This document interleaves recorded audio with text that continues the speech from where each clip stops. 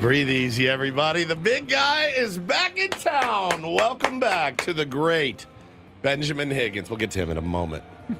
Good morning, everybody. Wanted to say hello to the Tier 1s. Does feel good to all be in here together. That's for sure. It's like missing an appendage when one of us is out. At least that's how Paulie and I felt, certainly.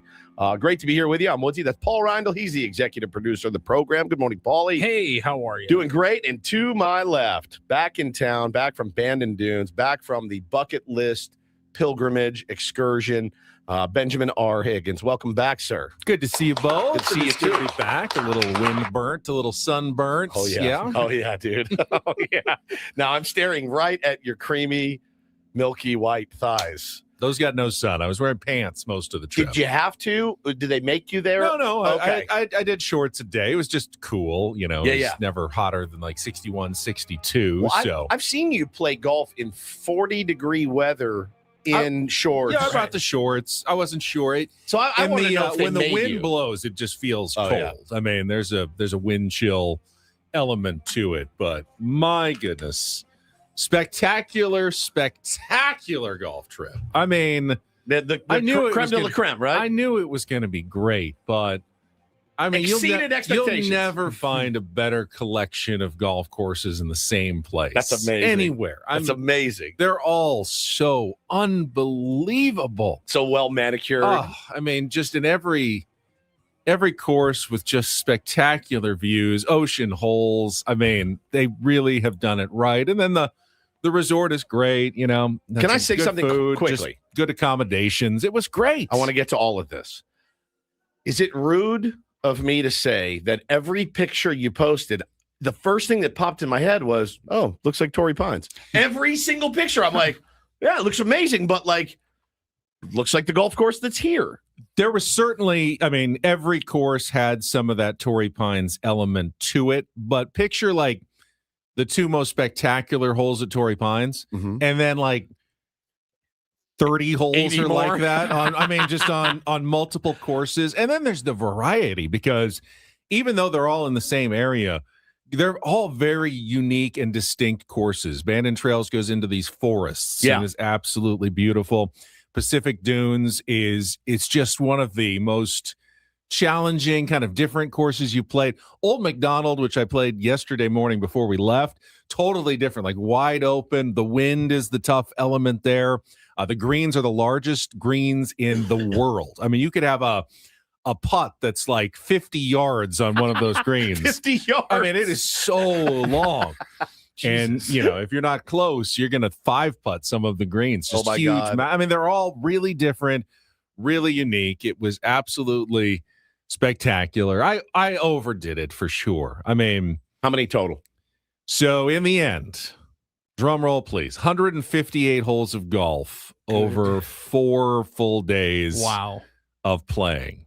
And That is. when I went through my my Steps app Oh, my to see God. how much it ended up, because there's no golf carts, you are walking Yeah. the entire time. Okay, so this is from We the, wanted to total the we whole wanted trip. to total Yeah. the whole trip. The minute you got there, I converted it to miles. So I went with the equivalent of about 2,200 steps per mile. I walked 70 miles of golf courses over 4 days. Oh my God. 70 miles. Almost 3 marathons worth of golf walking. how do you feel right now? I feel a little bit Banged up. Oh yeah, a little banged up. What hurts the most? Left foot, right back. The hands are a little raw Oh, from my just God. swinging constantly. I just don't know that I would change anything about it. I mean, you're there, you just want to experience the golf courses. So you play in the morning and it's Yeah. like, let's just go out and play again. I mean, you're there. you're out there, you're there. There's nothing else to do. There's nothing else to do. Let's go out and play golf again. So we did, and it was and it was incredible. and your buddy Scott is just like you. Because here's the difference. If you would have gone with me, we would have played in the morning, and you would have never seen me again. Right, you would have just slept, which Yeah. you could have done. I would mean, have gone back to the room, and spent some time with myself. Keep in touch with myself. I mean, is there an argument to Cool be made? jerk. Yeah, we played too much, but at the same time, you feel like when am I going to get back here again? I mean, I'd love to make another trip, but you don't know when, if it's going to happen. So when you're there, you just feel like, I just want to play and see as many of these courses as possible. So we ended up playing all of them, 7 of them, five full courses, 2 of the short courses as well. I just looked it up. I punched in our office address. Yeah. And I tried to guess like what's about 70 miles. Like I was like, Laguna Beach is probably about 70. So I searched to Laguna Beach from here, wherever they say Laguna Beach downtown is, 69.7 miles. Holy cow. So it would be like walking. You go downstairs right now and start walking to Laguna Orange Beach. County. Yeah. Orange County. And that's how far Ben walked over his weekend. I mean, that's crazy. It's not like that's not like you were there for a week either. Had a great caddy. Griffin had been there for about 8 years, so he knew all the ins and outs. Carried both of our bags, so we weren't carrying our bags. We were just walking. He walked the whole thing with 2 bags and had 2 bags on his shoulders the whole time. So I mean, it can be done. It's pretty. How yoked are the caddies? Yeah, they're all in really good shape. Such good shape. You think, are they going and drinking and partying? He goes, no. I go home, eat something healthy, and go to bed, and come back and do it again. And then a couple of afternoons when we didn't, double up and play again, he put his name on the list for like free agent. Like he wanted to work as much as possible. If he didn't get out for 36 every single day, he said he worked 182 days straight.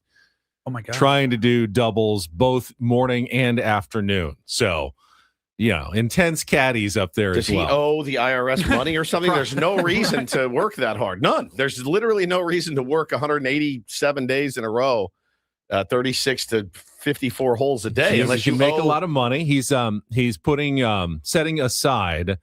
He's got an acre he bought, and he wants to build like an Airbnb rental up there for golfers or caddies or whatever. So he's got a plan, a life plan. That's so and cool. He's doing it by caddying. So that's so cool. That was really cool to get to meet him. What'd you tip? We tipped him overall. I mean, between the two of us, $100 per round. No, that's was great. the tip. Yeah, so great. So that was. I think overall he got over 4 figures of our money. By the time it was over. And so how did you play? I know it started very rough. Terrible. I started terrible. After that, I recovered, and actually I think my last 4 rounds were 79, 81, 83, 81. Every time. And you guys played from the tips. Scotty killed me. Yeah, we played mostly the black tees, sometimes the green, which were 1 up from the black, but we wanted to see the course as the designers intended. So we tortured ourselves a couple of times. And, I mean, they were tough courses. They're gettable, though. The wind is the main defense. Fairways are big. I mean, you shouldn't lose. I probably lost 2 balls in the entire trip. That's amazing. They're big fairways. There's lots of room. Now, you can still get in a lot of trouble and find yourself in bad spots where it's impossible to get up and down. But, you don't lose a lot of balls. Occasionally, one will go into the gorse, which is the gnarly plants that grow along the coast here and in Scotland, and you don't even bother trying to get one. But I think I only had 2 that actually were lost for the entire trip. Scotty played great. Scotty played so well. I mean, he had one round where he was one over on Pacific Dunes going to the last hole and got into a giant bunker and made a triple bogey. Had to sell it for a 75, but still, it's still great. 75. So 1 over on 18, I would poop myself. I would on those courses from the back tees. I mean, his iron play was just dialed in, and I think the caddy, Griffin really helped him. I mean, his distances were exactly right. Oh, that's so sick. It's 115 yards, but with the uphill and the wind, it's going to play like 160. So he'd give him like, here's your 7 iron, and go, it's too close. And he goes, no, it worked. He knew exactly what he was doing. I love that, dude. Exactly what he was doing. I love that. That's so fun. All right, so how were the accommodations? The accommodations were solid. I mean, nothing super fancy. It's not luxurious, but we had our own bedrooms and a little common room with a television and coffee maker and bathrooms, and that was fine. I thought the food was really good, a lot of variety. The steakhouse, the Ghost Tree, was really good. We went to that on Saturday night and had a really good meal that night. But the pub, the Irish pub, McKee's, was great. I had the shepherd's pie. Did you get lit at all? It's amazing. I had a couple of Manhattans, a couple of Guinnesses at the Irish pub while I was there. Yeah.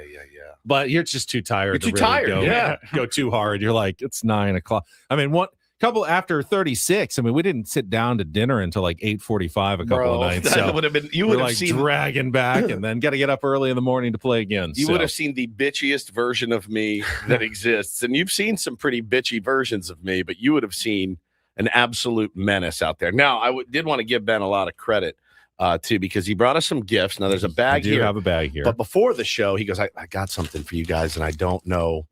I'll just give it to you before. And I go, well, what is it? Like a nudie mag? A surreptitious gift. Yeah. Did you buy a Wii magazine? And felt like it. Yeah.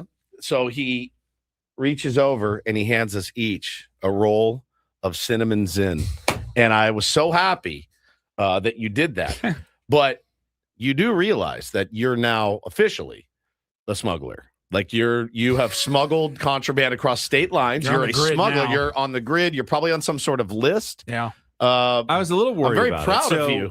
Now I want to know. Yeah. So you stop by a gas station, you see them, and you think of your boys, which we really appreciate. They were all over. They're available. Everywhere. And I know, I've heard you guys complain that you can't get those ones in California, at least not legally or easily. Right. And sometimes you pick them up when we go to Arizona, fantasy camp or spring training. And I saw, I'm here. Yeah, I'll just grab some. Might as well. How Taxes are pretty low here in Oregon. For walking in and getting something completely legal? I was a little like, I definitely had to qualify. These are for my buddies back in California. Oh, you said it? Yeah. Of course you did. And not for me. I'm not a disgusting and then I had to figure out, because I had my golf bag, which I was checking, and I had my carry-on, and I decided just bury it in the golf bag inside the checked luggage, probably less red flags. Purple is reporting you to ATF today, just so you know. Good. Yeah, enjoy prison. You have smuggled this contraband across state lines.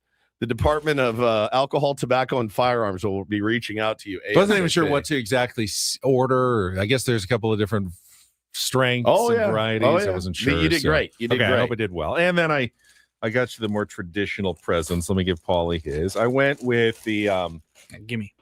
I went with the Bandon Trails. Oh, that's for cool. Paulie. The logo just reminded me. Good. The butterfly just reminded me of Paulie. Like Cody Ponce's mom. Yes. Yeah, right. Ooh, that is soft. That's a nice quality shirt. And then for Woods, I couldn't find the total black one, but you said is that Padres brown? You wanted the old Mac. The old Mac. I went with the Ghost Tree. Is that a triple McDonald. XL? What in the world?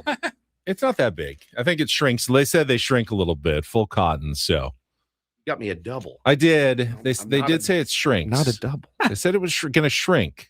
Felt a little small when I picked it up. Thank you, Benny. This felt small. I could sail a boat around Catalina with this thing. When I picked it up, it felt a little small to me. I am now Professor Clump. All right. Well, thank you. All right. Sorry. I really like it. Know, sorry. But it's too big. It's very big. They warned me, like I said. I asked, and they said they do shrink and they run a little small. And I go, the last thing I want to give someone is a T-shirt that's stand too up tight and hold it up that they're going to wear. I will. This can be my sleeping shirt. I don't really sleep in a shirt, but I will now. We'll put it on top of the other one. Is it that big? It doesn't look that big. It's very soft. Very soft. It looks pretty big. Yeah. All right, let's see. Oh my god. It's a little big. It's a little. You haven't big. washed it yet, though. That's it could true. still shrink up. It could shrink up a little bit. It looks like it's a tall really tee. soft. It's really soft. It's beautiful, Okay. and I love the design. Yeah, if I do a pajama party, I'll wear it with some flannel pants and do good. Yeah, Paul, you got a shirt. Woods, you got a tent. No, it's not. It's not bad. We'll shrink it. Hannah's really good at shrinking stuff, so we'll make that happen. All right, sorry. Yeah. Well, I'm glad you're back. Yes, thank you for the sundress.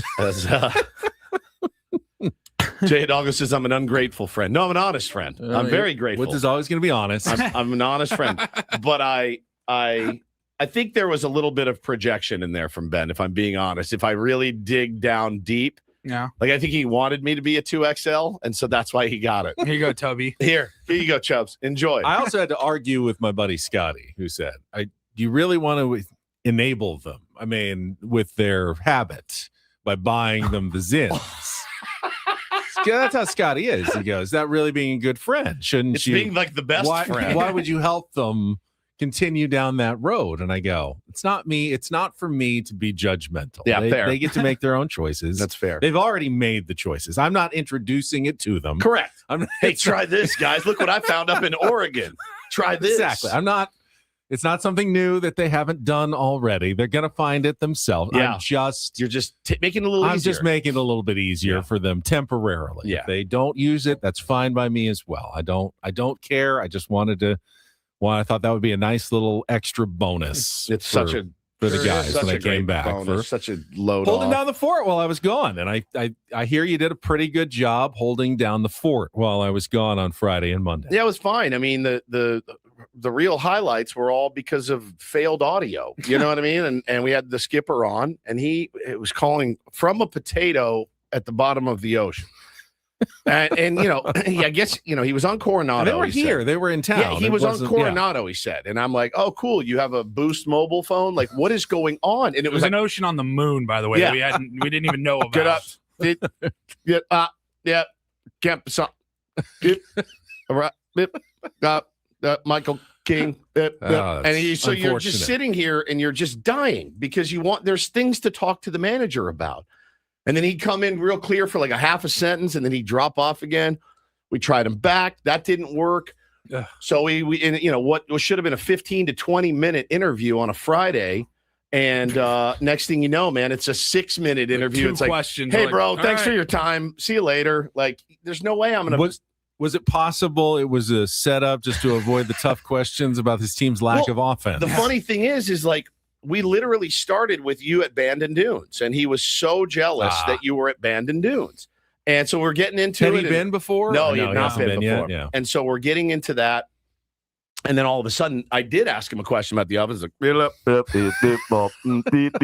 And so, Paulie, I'm looking at Paulie. Paulie's looking at me, and I'm like, we can't do this, man. Like, we cannot run this on the air, man. So it's that was crazy. And then Dennis Lynn comes on yesterday, and he's talking about Fernando Tatis Jr., which has been, since you've been gone, a very interesting topic. Everybody on the planet is diagnosing, and this is what's wrong with him, and people are mad at him because he made an error and all kinds of stuff. I mean, it's been crazy. The Little League Grand Slam. Yeah. And we're trying to talk him into being a baseball player. Impact the game any way you can. Eventually, you're going to home run. Yeah, it was awesome, dude. And then that was Stammen, and then Dennis yesterday. This was wild. There's a lot going on when you have so many coaches and so many years. These people like in your ears.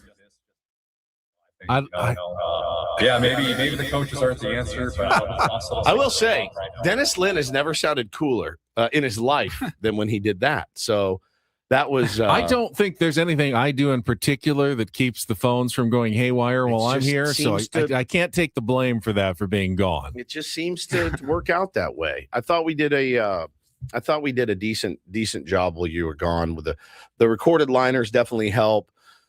But I thought we stayed on task. We didn't get too goofy. We didn't do anything, completely off the rails. We stuck to mostly Padres talk yesterday. There was a ton to talk about. Mm-hmm. So it was fairly, for you being gone, was fairly easy. Well, we opened yesterday's show with a guttural yell, actually. Yes. Jimmy, which we don't typically do for a series split. Yeah.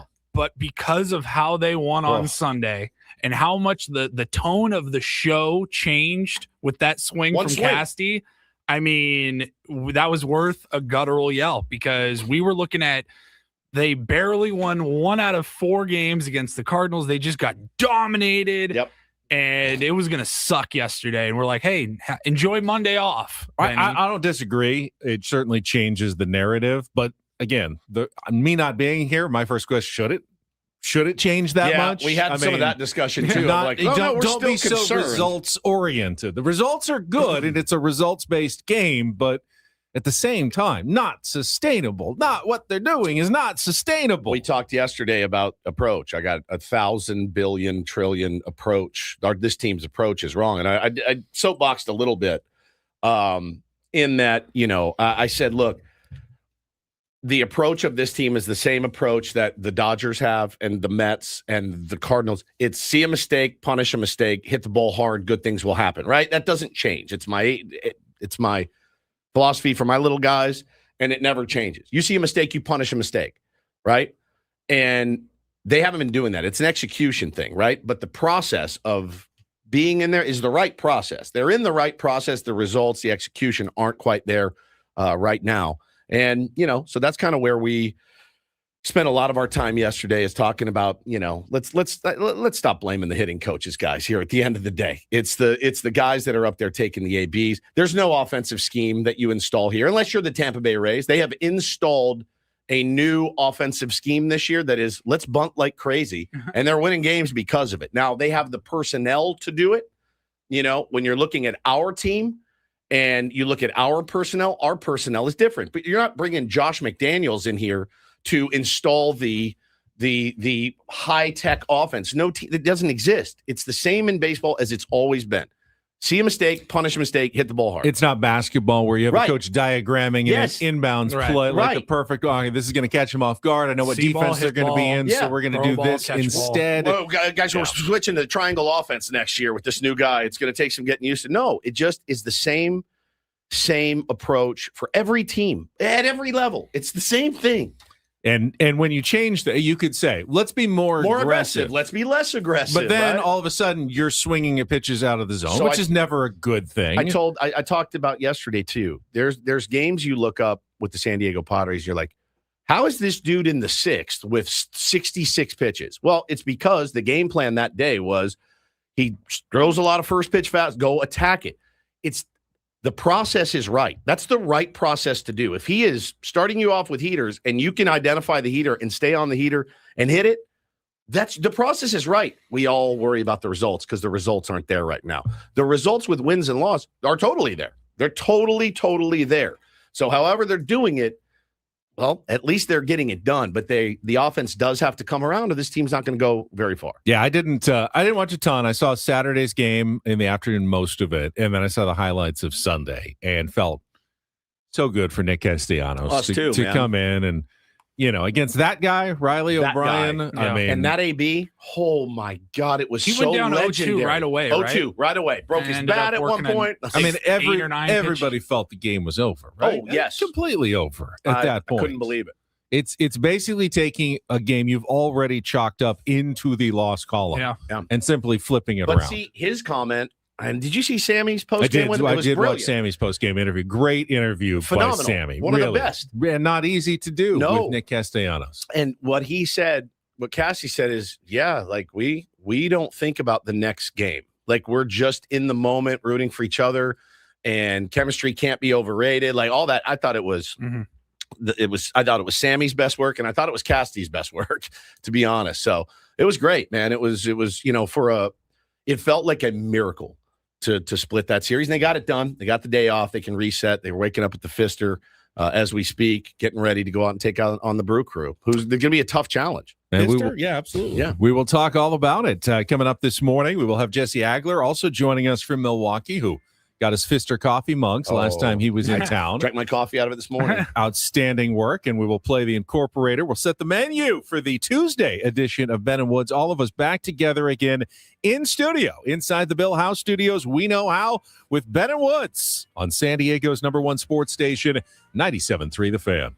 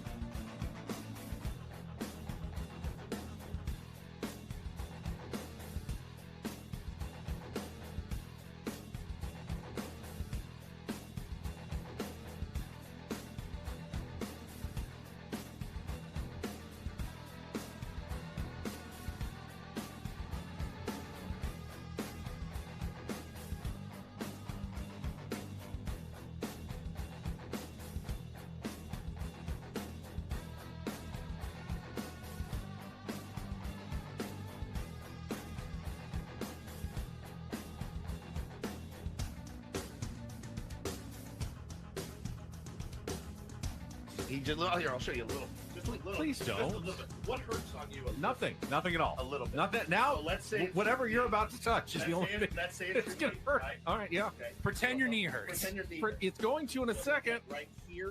Oh, that is not pleasant. Hey, player, this is all yours. This room with this view. This speakeasy with this cocktail. Hey, could you make that too? The spa with this. Ah. And this pool on this roof. This is all for you. The all-new Hamul Casino Resort, now open.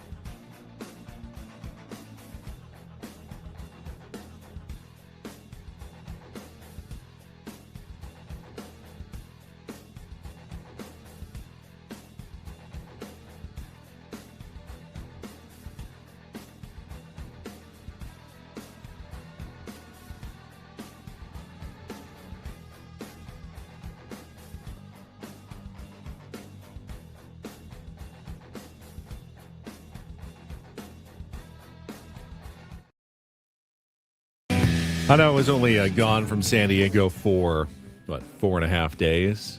But I did the traditional return to San Diego stop and Burrito. got a burrito on the way home. Yeah, you got to do it. My son Good picked me up move. at the airport last night. Yeah.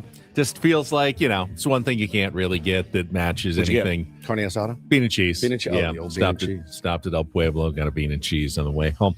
When you walk 70 miles, you do feel like you can eat whatever you want for a few days. There is Yes. no question. I mean, that's like the Michael Phelps bit. Where Exactly. He's like, I have to eat like 4 Big Macs a day just to stay alive. Like, Steak, pizza. yeah, like whatever you want, man. You definitely allow yourself, those calories, I Yeah. probably need them right now. Meaningless, So right? Yeah. let's go for it. But it is good to be back. Hopefully we'll have a good show and a good week here. Now, what's the next? Because this is always what gets me: vacation depression. Right? You come back from something like that, and you're like, "What's the next thing?" I'm good. You I are got good. it. Yeah. Chicago Chicago with my boys. Fair. That's true. It's less than 2 months away. It's Yeah. next month, Next actually. month. We're leaving late next month. That's so right. it feels like it's already That's good, within reach. Yeah. I wouldn't want it too close. Like I want to be home for a while, but it's just the right distance away where I can start Didn't you just go on 2 golf trips? looking in, like, forward a to week? it. I 2 did. golf trips in like 10 days. Yeah. So I'm ready to be home for a while. Okay. We're ready to have But you I've home for a also while. got something to look forward to. Yeah.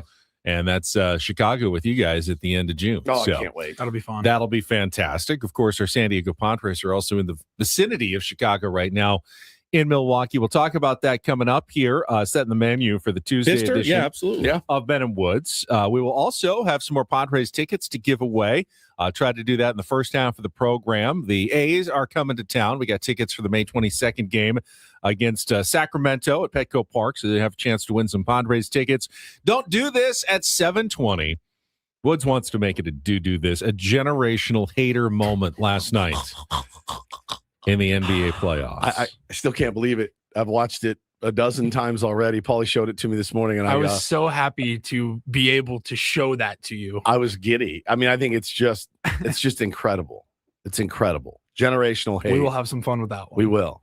In our 8 o'clock hour, I have refreshed all the topics for Take on Woods. Nice. I think I tied twice while you were gone. Did you, Paulie? I heard Paulie did a good job hosting. He did. Take on Woods. Got through all of our categories. We'll have new music, TV, and movie trivia for your chance to qualify for the Vegas vacation, the $500 gift card to the Westgate Las Vegas. And then at 8:35, Jesse Agler will join us for week 7 of the Incorporator.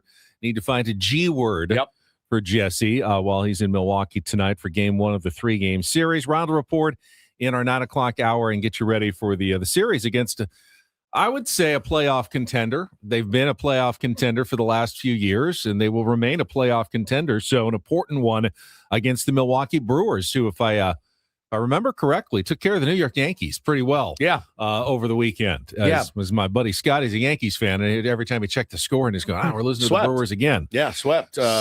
They're 22-16 right now, but they've won 4 straight. It's typical San Diego Padres going in to face a team or a team coming in to face them that is on a quite a win streak. So hopefully we can snap that. We talked yesterday, Benny, about today being particularly a big one. If you want to win the series, you really have to win today because you got Big Miz on the bump tomorrow against Michael King. And I don't know, when you were gone, did you see Mizorowski's inning he had? Against the Yankees? Yeah. When he threw 13 pitches, every one of them was 101 or better. He's really, really good, and he's really nasty. And I don't know about you, but I don't see the top of our order or the bottom of our order handling that very well. Well, I guess if I want to look at the glass half full, which you do, Padres offense has made every pitcher look like Jacob Mizorowski. So really not much different when you're facing Jacob Mizorowski. And since we do give the allowance when someone's gone to pick something to talk about that they missed, I wanted to pick something positive. It would be easy to harp on the Padres' lack of offense right now, and we will continue to discuss that. And they need to fix that. But even though they lost the first couple of games to the Cardinals while I was gone, really was the best maybe entire trip through the starting rotation that we've seen from the San Diego Padres. And it actually started last week when they had the opener, Bradley Rodriguez, and then Matt Waldron. It's outstanding. And then you had Michael King, who only gave up 1 hit. It was a game they lost, but just 1 hit and the solo home run. Griffin Canning had the one bad moment, but otherwise pitched pitched pretty well in his second start with the Padres. And that was the Tatis, yeah, right? That was the Tatis inning, the error, and got away from the Padres that game. But overall, Griffin Canning looked good, and still then feel good about him. And then he had 2 more good pitching performances over the weekend. Buehler was outstanding. Yeah, Buehler was really good. So you've gone through a rotation, and reportedly you're getting Lucas Giolito added likely this weekend against the Seattle Mariners, which probably makes this Matt Waldron's last start or bulk inning assignment. I mean, I see that Matt Waldron is listed as the starting pitcher, which kind of surprised me a little bit because it worked so well when they went with the opener last time. I don't know why you'd mess with that. If you're Craig Stammen, maybe they'll announce it later in the day at some point that they're actually going with Bradley or an opener like they did last week. But otherwise, that just gives you another maybe bullpen option, length bullpen, and Matt Waldron if you move him out of the starting rotation. If he throws well, though, that's a good thing for the San Diego Padres pitching wise. Yeah, for sure. And we said yesterday that there's no reason to throw Matty Waldron out there in the first inning right now. There's just not.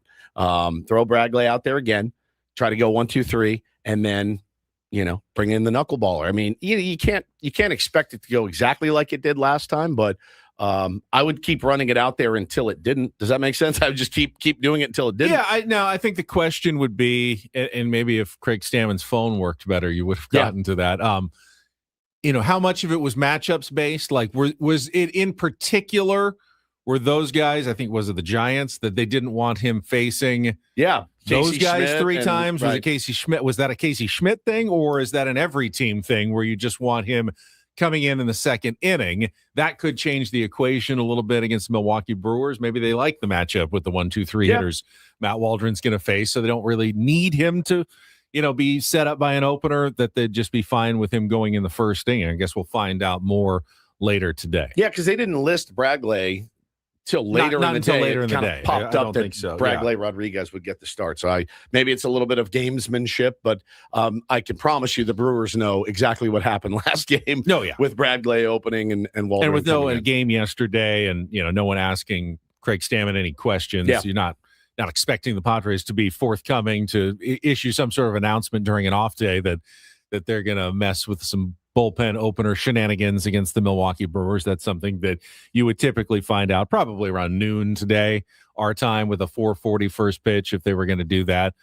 Give enough time to set the lineups, but not, particularly have to do that, a day in advance or anything. 4:40 start today, huh? I believe 4:40 is what I saw on my schedule. Right when I have to report to the field for our final Little League game. So I will be following along on my phone before playoffs this weekend, but excited to get this last one in today, but I will miss the most of the game. I'll have to go back and watch. It's a bummer. I've been locked in on these, man. You're nearing the end of the season. Yeah, we're done. This is our last regular season game tonight for the boys, and then we'll have playoffs this weekend, and then all wraps up.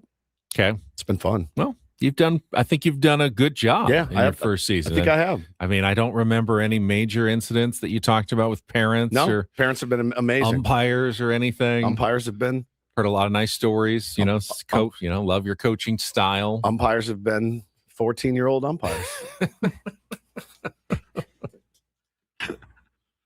I'm like Dylan Brooks when it comes to umpires of any age. That's just how it goes. Sorry. Yeah, sorry. I respect it. Yeah, just try to get right.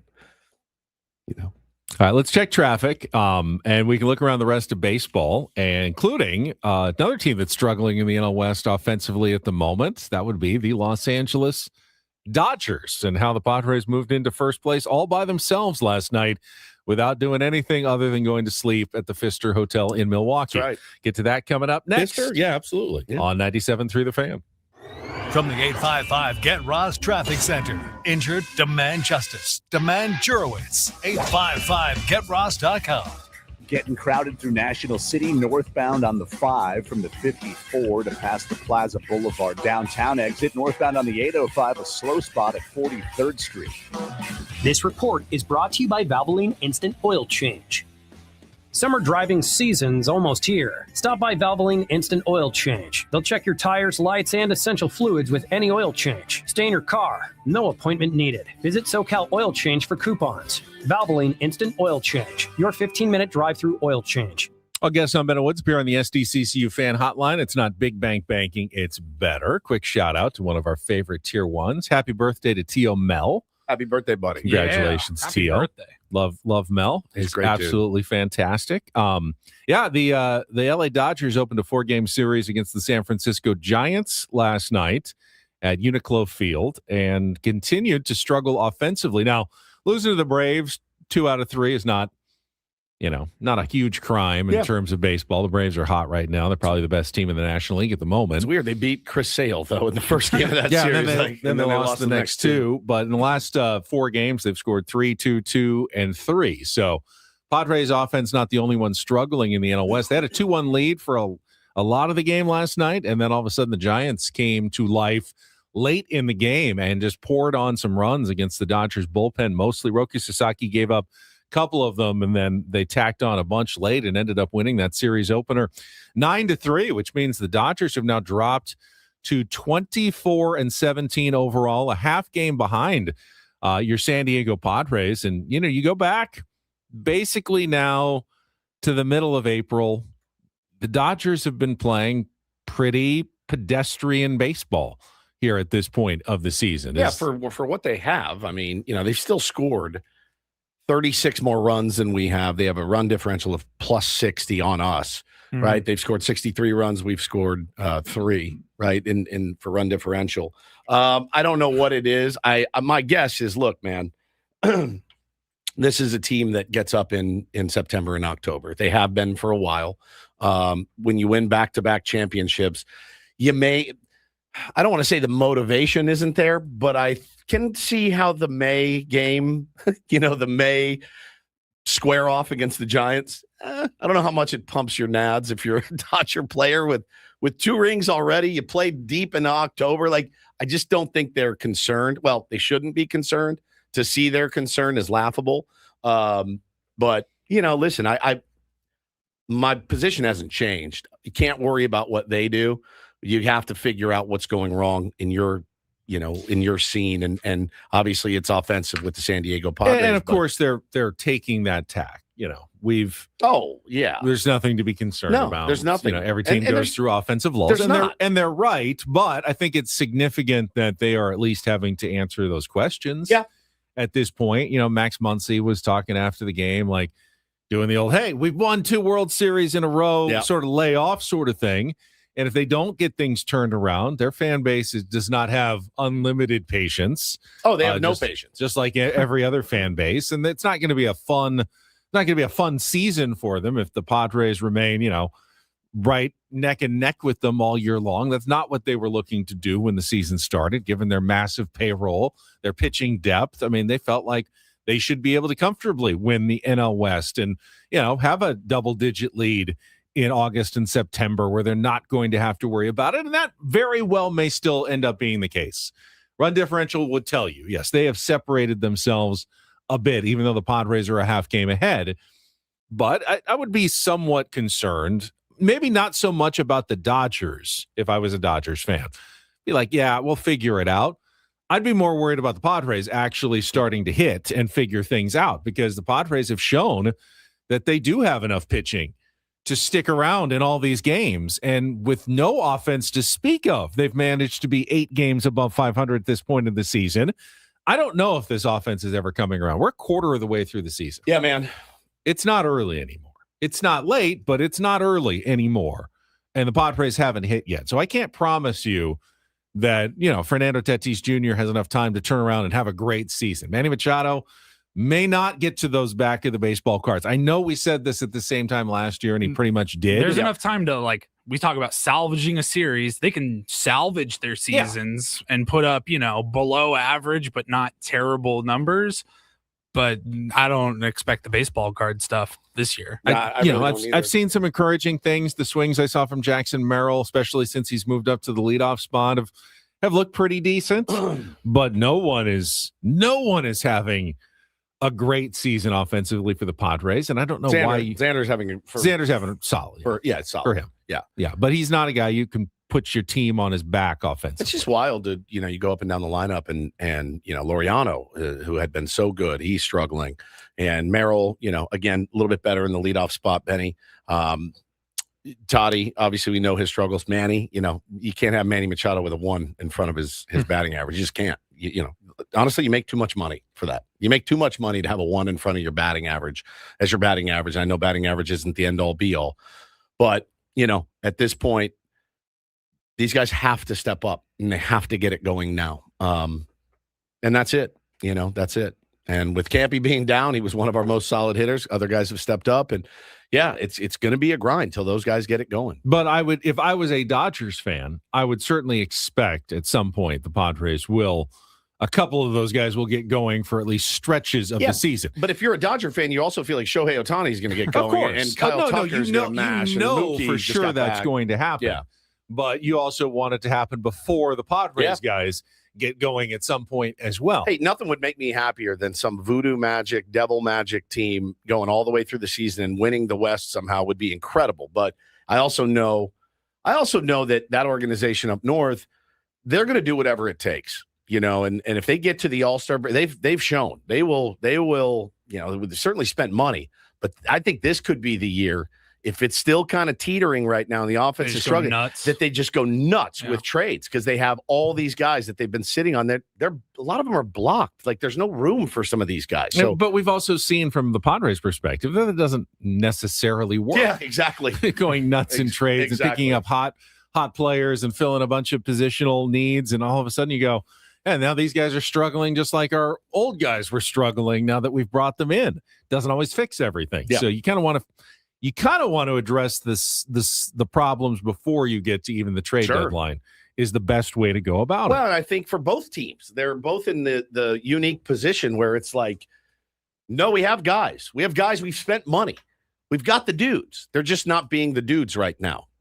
Kyle Tucker's not earning $65 million a year right now. He's heating up, but he's not $65 million a year. And they're not replacing Kyle Tucker with a trade. They're not replacing Shohei Ohtani. They need those guys to hit just like the Padres need Fernando Tatis Jr. and Manny Machado to hit. You could see both general managers going, our best additions are going to be a healthy blah, blah, blah at the deadline. You can see both of them doing that. But, this team, I don't know, man. We're missing a hitter. We're missing a pure hitter in this lineup. And something about coming here sometimes has taken even pure hitters and turned them into average hitters. Yeah. I do laugh. I was watching the broadcast and I fell asleep and the Giants were losing and I fell asleep and I woke up, was very pleasantly surprised to see that final score. But the perception of Luis Arraez from opposing broadcasters, I don't know if you guys were watching, did you hear Oral Hershiser just glowing about Luis Arraez and Joe Davis getting a little dig in? He goes, hey, playing second base, which is a position the Padres wouldn't even let him play, and he's the best second baseman in the league. And Oral goes, oh, man, you love this guy, man. He's going to go up there. He's going to hit it. He's going to run like the wind. Run like the wind? Do you know what wind is? Have you ever seen wind? Because when I think of Luis Arraez, I don't think of a guy that runs like the wind. He may run hard. He plays hard, certainly. Yeah. But he gives effort. He gives effort, but not as fast. As running like the wind is different. Chandler Simpson runs like the wind. Bobby Witt Jr. runs like the wind. Yes. So it's just it's interesting. Oh man, this guy is great. As he flips a ball out to left field for an out. It was right in the middle of it. Oh, just a great AB always. And but I watched that broadcast. They're fairly negative. The contrast between Davis and Hershiser and Mudd and Don is, and Joe Davis, the master of just taking little digs at the other team. You have to watch it and pay attention to it. But I loathe that guy anyway. But it was great to wake up to that score 9-3 this morning. I was pretty stoked. What happened? Yeah, just bullpen let things get away. Tony Vitello is like 3-1 against the Dodgers. That may be reason enough for keeping him around forever. I've already been saying I think he deserves a 10-year contract extension. 100%. I was talking to some buddies that are Giants fans, and they're like, they're not doing too well right now. No, they're not happy with the decisions. Stephanie Epstein in Sports Illustrated this morning posted a piece called "The Giants' Grim Outlook Goes Well Beyond This Season." Did you see the news yesterday about Bryce Eldridge, their number one prospect? No. Tony V comes out yesterday. He goes, yeah, we're just going to pinch hit him. I mean, he wasn't in the lineup last night against a right-hander. He's a big, strong left-handed. Yeah. He goes, he's just we're going to pinch hit him. And it's like, that's your number one prospect. I saw our old pal Mark Willard, who used to do radio here. He's on the Giants now. Dude was fuming. Like, this is malpractice. He's got that deep voice. This is malpractice. If you're going to call up your top prospect, you got to let him play. You can't have him as a pinch hitter. Like if you're going to do that, leave him down in the minors. It's let tough him get because ABs. if you do that and he's not playing, you feel like you're raising the white flag on the season, which is tough for their payroll and their fan base. Yeah. They don't want to know that we're just playing prospects that aren't going to hit at this point. The problem is they're playing guys that aren't hitting also because they're paying them a lot of money in Devers and guys like that and Chapman. And, they're like, you don't bring this guy up to pinch hit him once a game, maybe. And Tony V said, I'm going to find one spot for him a game. I don't know that he got in last night, but Giants fans are fuming. Which is why Stephanie's crux is you'd rather be a Rockies fan at this point. Wow. They're at least, cheaper and younger and building. And they have kind of a direction. The Giants still need to tear everything down before they can even start. They just started this thing, man. Better Woods brought to you by David P. Shapiro, criminal defense attorneys, helping good people regain control of their future when charged with a crime since 2010. Visit davidpshapirolaw.com. Come back with a Padres ticket giveaway and more next year on 97.3 The Fan.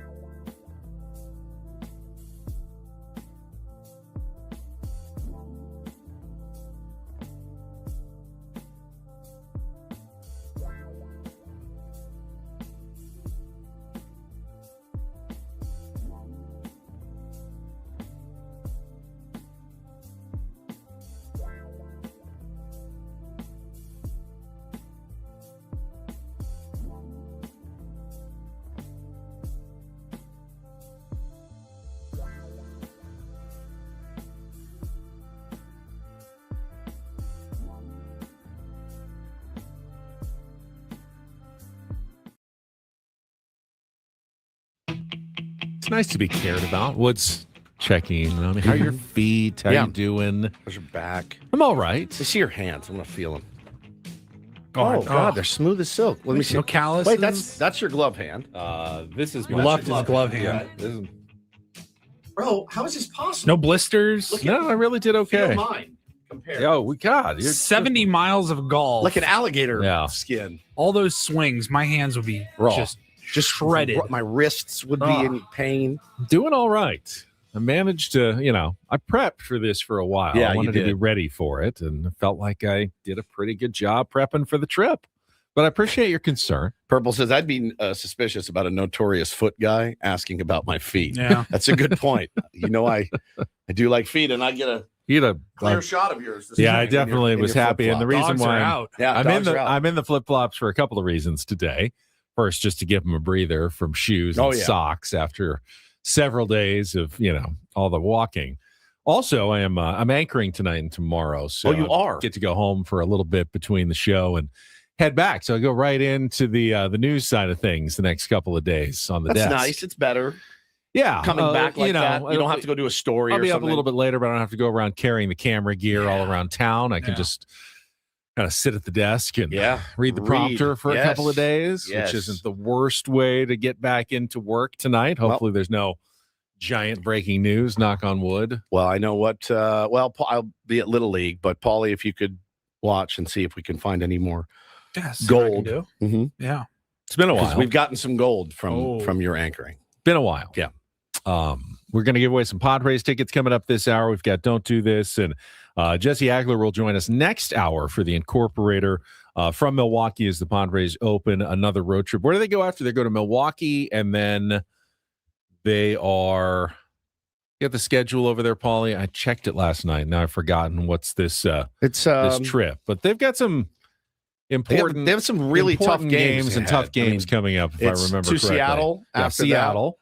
And then which they swept, but those games were all close and tough against the Mariners, and then home against the Dodgers. Right. So yeah, I'd say it's a pretty tenuous schedule ahead for the San Diego Padres. The Mariners have yet to get going. You don't want to be the team that gets them going, and they're only 2 games below 500. But Cal Raleigh I think he's in an 0 for 36 right now. You don't expect that to last very long. God. How's his body language though? By the way, Is he moping? Should we ship him out? Trade him for nothing, a bag of peanuts at this point. I got so many. I would trade Fernando for a bag of peanuts DMs over the weekend. It would make your head spin. It's easier to hide your body language under all the catcher's gear, perhaps, but he's a bigger guy anyway, so maybe he looks kind of 157 with a 238 on base percentage and a 320 slugging percentage in the middle of their order. I feel like you could do that. I really do at this point. 60 homer season last year. That is absolutely nuts. Nuts. But again, if you're a Mariners fan, you're going, we're surviving. We're 20-22. Yeah. Got a great pitching staff. Great that pitching. keeps you in every game. They won last night. In fact, if you want to, we can go through the rest of baseball right now. Yeah. Little early MLB reach around, Paulie. They're doing the reach around. They're doing the reach around. Everybody's doing the reach around. Yeah, limited schedule on a Monday in Major League Baseball. Already mentioned the Dodgers beaten by the Giants 9-3 at home in the opener to a 4-game series at Uniqlo Field. I was told by my buddy Scott it's pronounced Uniqlo. Oh, not Uniqlo? It's not Uniqlo. It's Uniqlo. Uniqlo. Okay. Uniqlo Field at up there in Los Angeles. The Diamondbacks, elsewhere in the NL West, got a really nice pitching performance from Mike Soroka as they beat the Texas Rangers 1-0. 6 1/3, 3 hits, no runs, 5 strikeouts, just 1 walk. As the Diamondbacks have gotten back to 500 with the Padres and Dodgers both failing to, put together any more runs here and just kind of hanging around 8 to 10 games above 500 for the last couple of weeks. All of a sudden, the Diamondbacks feel like, okay, we've survived. They did not run away from us. We're now only 4 games out of first place. We're back to 500. Maybe we can stick around in this thing for the rest of the season. They're also looking for more offense right now. They haven't had huge numbers from some of their stars. Ketel Marte is hitting just 213. this season, and Geraldo Perdomo's hitting 228. If it weren't for Ildemaro Vargas, It's unreal. who was the National League Player of the Month for March, April, their offense would be nothing as well. Corbin Carroll's okay. I mean, he's got an OPS of 861, so one of their stars is performing, but the rest of them is scuffled, and they only managed the 1 run yesterday in the first inning on a Perdomo double, but that was enough as they made it hold up for the 1-0 win over the Rangers. All right, elsewhere, those Seattle Mariners, we were just talking about them. They beat the Houston Astros 3-1 last night. George Kirby, 5 innings and then 4 relievers, took it the rest of the way in the victory over the Houston Astros in an AL West clash. The Astros now 10 games under 500 as they continue to scuffle.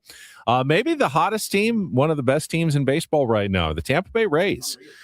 They are improved to 27-13. They are in first place in the American League East. They won again yesterday, 8-5 over the Toronto Blue Jays. Jonathan Aranda is having just an amazing season. Continues to hit 2 for 3 home run, 3 runs batted in. Just been solid in the middle of their order all season long for the Tampa Bay Rays. What I would not do to have him here. What I would not do. He's first baseman, right? So, I mean, I would do anything. He's a professional hitter. 15 of their last. Hold on. A storm coming in? What the hell was that? I heard. That was weird. What is happening on this? That was weird. We're not even at the Fister. I know. That We've was got like the haunted radio station, right? I don't know if anyone could hear that if you were driving. Yeah. It was probably not. You probably didn't catch it. It just sounded like wind noises, but it definitely sounded like something was like blowing past. Yeah. What the hell was that? That was so weird. Where does that come from? That doesn't. Yeah, there it is. It's extraterrestrials. There's a ghost in the machine right now. All right, it's gone. No, it's not. I don't feel safe. I'm going to go home. Yeah, we'll see you guys tomorrow. Wow. All right. Anyway, the Rays have won 15 of their last 17 games. Craig Calcaterra, who's a guy we've had on our program many times, he writes a newsletter every day. I still subscribe to it. It's called Cup of Coffee. He just kind of recaps what's going on in sports and the world. He said, I saw some people online over the weekend playing a game called Can You Name 7 Tampa Bay Rays players? And I started laughing. 7? And I go, That's 7. a tough game. I go, good Lord. I know Aranda, Junior Caminero, Chandler Simpson, Pete Fairbanks is still there. He's still on the Rays. Shane McClanahan. No, is he not? No, he's not. McClanahan's not? No, it was Pete Fairbanks left, didn't he? Did he? I think so. Oh, yeah. Isn't he in Boss? No, he went to the Marlins, didn't he? No. Where is he? He is Miami Marlins. He's a Marlin? He's a Marlin. He stayed in Florida. What? He's a Marlin. When did this happen? In the offseason. I had no idea. Yeah, he's no longer with the Rays. I mean, look, guy named Richie Palacios had 3 hits and drove in 3 last night. Yandy Diaz is still there. But 7 is tough. Yeah, and they gained a game on the Yankees. Tough one for the Yankees. Ryan Weathers, old friend Ryan Weathers, was tossing a no-no. Gave up a hit and a walk, I think, and then they pulled him. And then the relief pitcher gave up Brent Hedrick. Never heard of him. Gave up a 3-run home run to Kobe Mayo, is his name. Yep. And the Baltimore Orioles pulled a 3-2 win out of the fire over the struggling New York Yankees, who've now lost 4 in a row. Yeah, man. But the Rays, they're doing it again in a multitude of different ways. A lot of bunts. They're a real small ball team, Benny, but they have won 9 out of 10. Now you said the personnel. The personnel makes it work. You'd be crazy if the Padres were just doing that all the time. I'd be crazy. Yeah, I'd be crazy. But if Chandler, Simpson, and some of the guys, but they got hitters. I mean, Junior can hit, he can mash, and Aranda I think he's leading the league in RBI. Like those guys can hit. But they're doing it different ways. They're putting a lot of pressure on the defense. The bunt is back, by the way. It's fully back. They're writing articles about how the bunt is back after it being down last year everywhere except for here. We used it 50% more than the second place team. Didn't really work for us. I mean, we won 90 games, certainly, but I don't know how it bodes in the playoffs, but, we'll see. The Rays look really good, and I think you have to credit their front office, as you always do, and, of course, their manager, Kevin Cash. Somebody tweeted the other day, he's in a flow state right now. Like, every button he's pushing with that team is the right one, and he's just he's in the zone basically. You get the big spending. Well, obviously the Yankees, but the Blue Jays, the Orioles went out and the Red spent Sox. a ton, and you got the Red Sox in your division, And you're leading somehow them the all. cheap Rays are leading them all right now. That's right. And playing some of the best baseball in the league. One other game yesterday, the Cleveland Guardians beat the LA Angels 7-2. Another old friend alert, Joey Cantillo, 6 shutout innings, lowered his ERA to 2.98, got his 3rd win of the season for the Cleveland Guardians. And that wraps up our MLB reach. Yeah, it's a short reach around, a quick one. So just on a Monday. All right, before we get to it's still an important one. Yeah, short one. It's still an important one. Yeah. Before we get to Don't Do This on a Tuesday, let's give away some Padres tickets. The Sacramento A's are coming to town, and we've got tickets for the game on May 22nd. You can get your own tickets at padres.com/tickets, but be the 5th caller right now at 833-288-0973, 833-288-0973. You're going to be able to win a pair of tickets to see the Padres hosting the A's at Petco Park on the upcoming homestand next week on May 22nd. All right, when we come back, teased it earlier, but a generational hater moment. Don't know how I feel about this one. I cannot believe this, man. But we will discuss what happened in the NBA playoffs last night in a Don't Do This context. Coming up next with Ben and Woods on San Diego's #1 sports station, 97.3 The Fan. First, though, talk about my golf trip that I just went on. Promise you I would not have been able to do this 3 years ago before I lost the weight with SDFatLoss.com. Would not have made it. 70 miles, no chance with my old shape that I was in. It was just no possible way I could have done all that walking and made it through. But now I can, thanks to my new body, my new me, and the support I got from SDFatLoss.com. I lost 40 pounds in 60 days, got the coaching that I needed to help not only get the weight off, but keep the weight off with the program that is based on real food, stuff you're eating from the grocery store every day. You build a better metabolism, you burn fat faster, you build muscle. I have more muscle, less fat by a wide margin than I did 3 years ago before I started the program.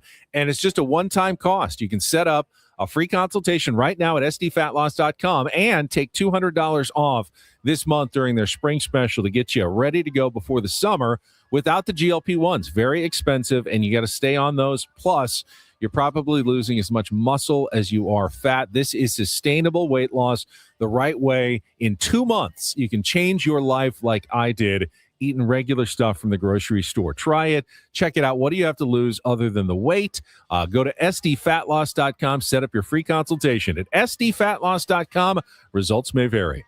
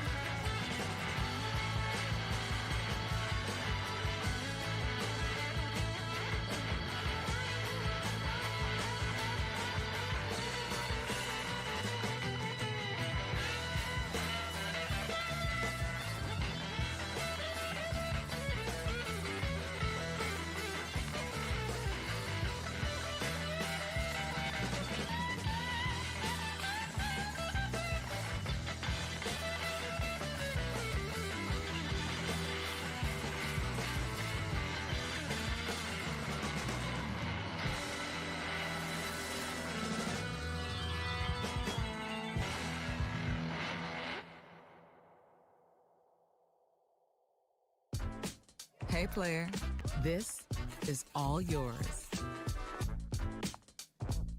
This room with this view. This speakeasy with this cocktail. Hey, could you make that too? The spa with this. Ah. And this pool on this roof. This is all for you. The all-new Hamul Casino Resort, now open.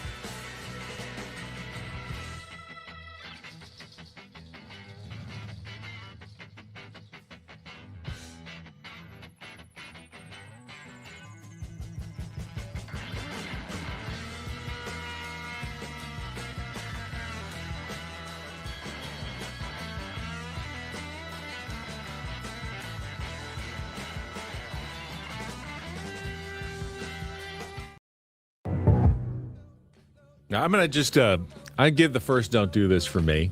I hate having to do this, but my vacation extended a little bit. The flight was slightly delayed. I didn't get home until late last night.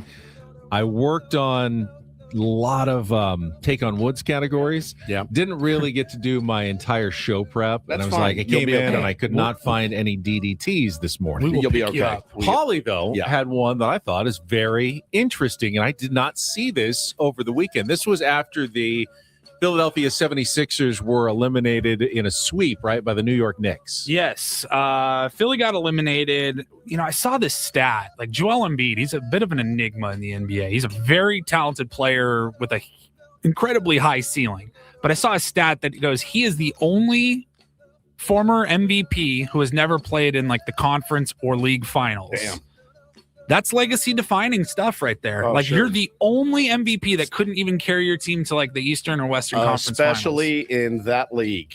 In that So, league, it's yeah. very, very I mean, he legacy came up defining. so huge in the series against Boston to get them against the Knicks, and they just looked like they had nothing left in that series against the Knicks, which you kind of understand, but this is another year that they're not getting to the promised land. Right. So they were swept by the Knicks, and Joel Embiid, you know, like every other star player, did his post-game press conference, brought his young child out there with him. That's a good bit. And then I saw a bit. Now, I don't particularly care for this commentator, but Nick Wright from FS1. He has some smart takes. He does have some smart and measured takes and then completely outlandish TV stuff. But he said, he goes, I know Joel Embiid to be a great father and a good family man and a genuinely good person.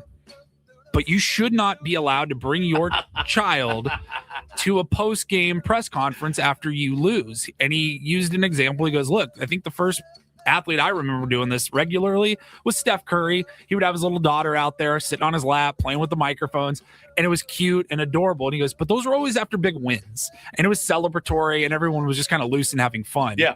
After a press conference or a game like that, where you know your star player is up there after getting swept, once again not making it to the next round, there's some tough questions that need to be asked, and it's kind of hard to do that when they have their small child sitting there on their lap. Human shield. Whether or not he's not even saying it was intentional. Like, it could absolutely just be completely unintentional, and he's not even thinking about it. It also could be intentional. He's like, not going to ask me hard questions now because my kid's here. But I go, I can't really argue against what Nick Wright was saying there. It's a good point. Yeah, I mean, if I was one of the reporters and I wanted to ask a couple of tough questions of Joel Embiid, I would now worry, am I going to look like the jerk? A hardo. For, embarrassing this kid's dad right in front. He's sitting there, right, like creating this bad moment. Am I going to look bad just for doing my job now? Yeah. You had to ask Manny Machado after a divisional round or a wild card sweep. They just got embarrassed. He didn't play well. Hey, he's got his kid with him. How do we get to this next level, Manny? Like, what are you going to do? There's some tough questions that you might want to ask. And if he's got his little son just sitting there on his lap, you may not want to ask that question. Yeah, anymore. It will definitely give you pause. That's for sure. Yeah. That's an interesting point. One that I would not have thought of. And we talk about how it's, it's their place of business. Well, it's also the journalist's place of business. Like, they're trying to do their job too. True. And if they can't fully do it, I'm like, I see the argument. Then again, man, people bring their full dogs into Chinese restaurants these days. So I everywhere I go, restaurant I go, closed restaurant, there's your giant labradoodle sitting on the floor around my food. Every grocery store. I have zero problem with players bringing their kids pregame, around the field. Craig Stammen encourages it. He wants it to feel like a family atmosphere. So we saw it at spring training, see it occasionally during the games. And because of the schedule, especially of baseball, but basketball and the playoffs are pretty intense too. You won't ever get to see your family. If you can't bring them to work, you basically won't see them at all. So, yes, there has to be allowances made. Families are a good thing to have around for the players, but not at the post-game podium after a season-eliminating loss, when it might be your only chance as a reporter to talk to Joel Embiid for months. Yeah. You may not see him until the next year. You're like all your off-season stories. I need to get all these questions out. Some of them aren't going to be easy. Yeah, it's not going to be fun. Having the kid sitting there at the podium is not the greatest thing to have to deal with at that point. I'm going to switch gears here quickly because somebody brought it up in the chat. Now, I did want to ask Ben. I think this is a good spot for it. Did you hear the Derek Togerson question to Nick Castellanos? I did. Okay, you still have it, Paulie, or no? If you don't, it's no big deal. He basically said to Nick. So during the bat, he broke a bat. Had to go get another one. They threw him Tatis's bat. He goes, "Thank you," and then went up and hit a bomb with it. And Togerson was trying to be funny, and I didn't have a problem with it, but he said, "So you're going to give him grief now? So you've hit a homer without, before he has." And Casty gave us a drop. Really good. That's rude. That's rude. Now, what I saw was a lot of people saying, our beloved Ben would never. And Paulie and I disagree. Yeah. We thought that sounds very much like a Ben question. And I wanted to ask Not trying to be a jerk. Not trying to be a jerk, but just lighthearted. Yeah, I think I would have hopefully recognized that Fernando Tatis Jr. is going through something that's not to be made fun of right now. Correct, right? Yeah, and I think that's what Nick Castellanos was pointing out accurately. Like, are you nuts? Why would I? We're trying to get him going. Yeah. This is not the time to be busting the chops of my teammates. This isn't a funny situation anymore. Yeah, we're past it. First couple of weeks was funny. Now it's not. If he was hitting like 400 with 38 RBIs, but just didn't happen to have a home run, right, and everyone's going, "This is weird," but man, he's playing at an MVP level. Let's kid him a little bit about the home run thing. 100%. Fine. But right now, it is not something you're going to be joking about in that Padres clubhouse. Yep. And I would stay away from anything that was kind of in that vein, I would think. Yeah. And especially with Nick Castellanos, who you don't know how he's going to respond. And I thought how he responded was probably on brand and about the best thing that Nick Castellanos could have said at that spot. Yeah. Good for a teammate. I did see that. And certainly I have empathy. It's not asking those questions is not always an easy job. Yep. And, it's having some levity can actually work for you in times, but that one missed the mark for sure. Yeah. Yeah. Sorry, Derek. All right. Let's do some doo-doo. DD mega doo-doo. Thank you for bringing this to my attention today, Paulie. This was absolutely crazy. As soon as I got here, he goes, "Come over here." Went over to his computer, and he goes, "Look at this. Here's your boy." Dylan Brooks last night showed up courtside to watch LeBron James and the Lakers get swept out of the playoffs. And, they've had beef for many, many, many seasons. And listen, Dylan Brooks is not LeBron James. We all know that. So to have a guy that is a way worse basketball player than you, and I mean way worse basketball player, sitting courtside, iced up, by the way, got all his jewelry on, the grill in, and he is laughing at LeBron. LeBron is at the free throw line. And at the time that they show this, it's like a 27-27 game or so. Or no, it's 7-7. So it's very early in the game. And there's Dylan Brooks courtside watching his nemesis get swept out of the playoffs. I laughed so freaking hard because that's some really generational type hate there. I loved it. It really is. Look at him. He is unbelievable. I mean, you have to be so fearless. Yes, fearless. To do that yes. Because you're opening yourself up. Oh, yeah. For anything that you do wrong, you are opening yourself up for the rest of your career. And he just doesn't seem to care. He does not care. I mean, everybody knows that LeBron James he's so far and away a better, classier NBA player than Dylan Brooks will ever be. Ever. And so much more accomplished. He knows he's going to lose this fight eventually, but Dylan Brooks does not mind being the villain here. To show up and sit there and just my favorite picture of all time. The Under Armour sleeveless shirt tucked like into his jeans, a tank top. Yeah. Tucked right in. It's so bought crazy. Floor seats right behind the hoop. Yeah. To sit there and watch LeBron get swept. Yeah. Unbelievable. Look, I love LeBron James, one of my favorite athletes I've gotten to watch in my life. But you have to respect and I respect the hell out of that generational hating. I mean, it's just incredible. It's incredible. One of my favorite videos of the year. I mean, the general consensus was that the Lakers played pretty well, but they're just too considering they didn't have Luka Doncic and going up against, the Oklahoma City Thunder, who have yet to lose a playoff game. I didn't think they'd win a game in this series. They challenged them last night, ended up falling short in the end. LeBron can only do so much. He's playing 40 minutes a night at over age 40. Right. 24 points, 12 rebounds, again, a 20-point double-double. I think he matched Wilt Chamberlain all-time for playoff 20-point double-doubles facing elimination. There's only so much he can do without they're missing one of the best players in the NBA. I mean, all of it. They never had a chance. People are in the chat it would have been funnier if he was still in the playoffs. And it's I actually think it's funnier that he's not. And he's I don't care. I'm going. And I'm going to sit there and I'm you going realize to you don't laugh. have a leg to stand on, right, Dylan? Your team, He's didn't I get think there. it's part of it. I think it's part of it. He's no, I just hate this guy.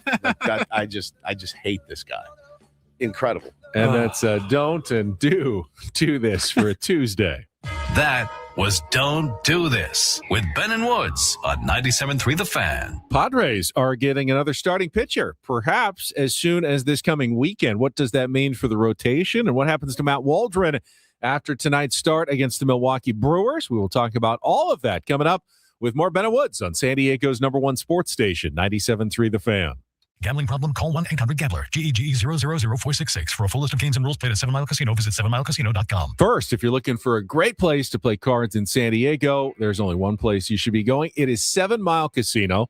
Such an easy drive, just 7 minutes from downtown. You head on the 5 freeway south, Chula Vista, get right off Bay Boulevard. You're on the west side of the freeway, and before you know it, you're sitting down, you're having a great time in a great environment, Woods. That's exactly right, man. Sitting down to play some California-style blackjack, some Texas Hold'em, some Pai Gow, some Baccarat. It's all there for you. Friendly dealers, a smoke-free environment as well. But the thing, the major selling point, guys, is that it's just 7 minutes from downtown, and it's so nice once you walk in the door. You can get a meal at any time from Sammy's at 7 Mile. The 24/7 players menu available any moment of the day, including 7:30 on a Tuesday morning. Hey, maybe you feel like Kung Pao chicken right now. Yeah, go get it. You can have it. It is fantastic. It is available right at this moment. One of the great things about 7 Mile Casino. Check it out today. It's just 7 minutes from downtown.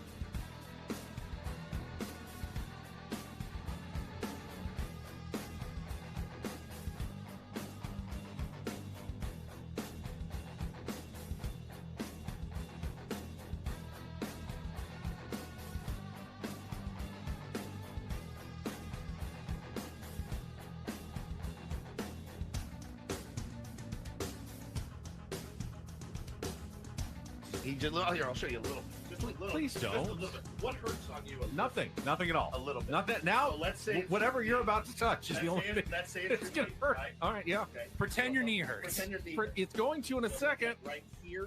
Oh, that is not pleasant. Hey, player, this is all yours. This room with this view. This speakeasy with this cocktail. Hey, could you make that too? The spa with this. Ah. And this pool on this roof. This is all for you. The all-new Hamul Casino Resort, now open.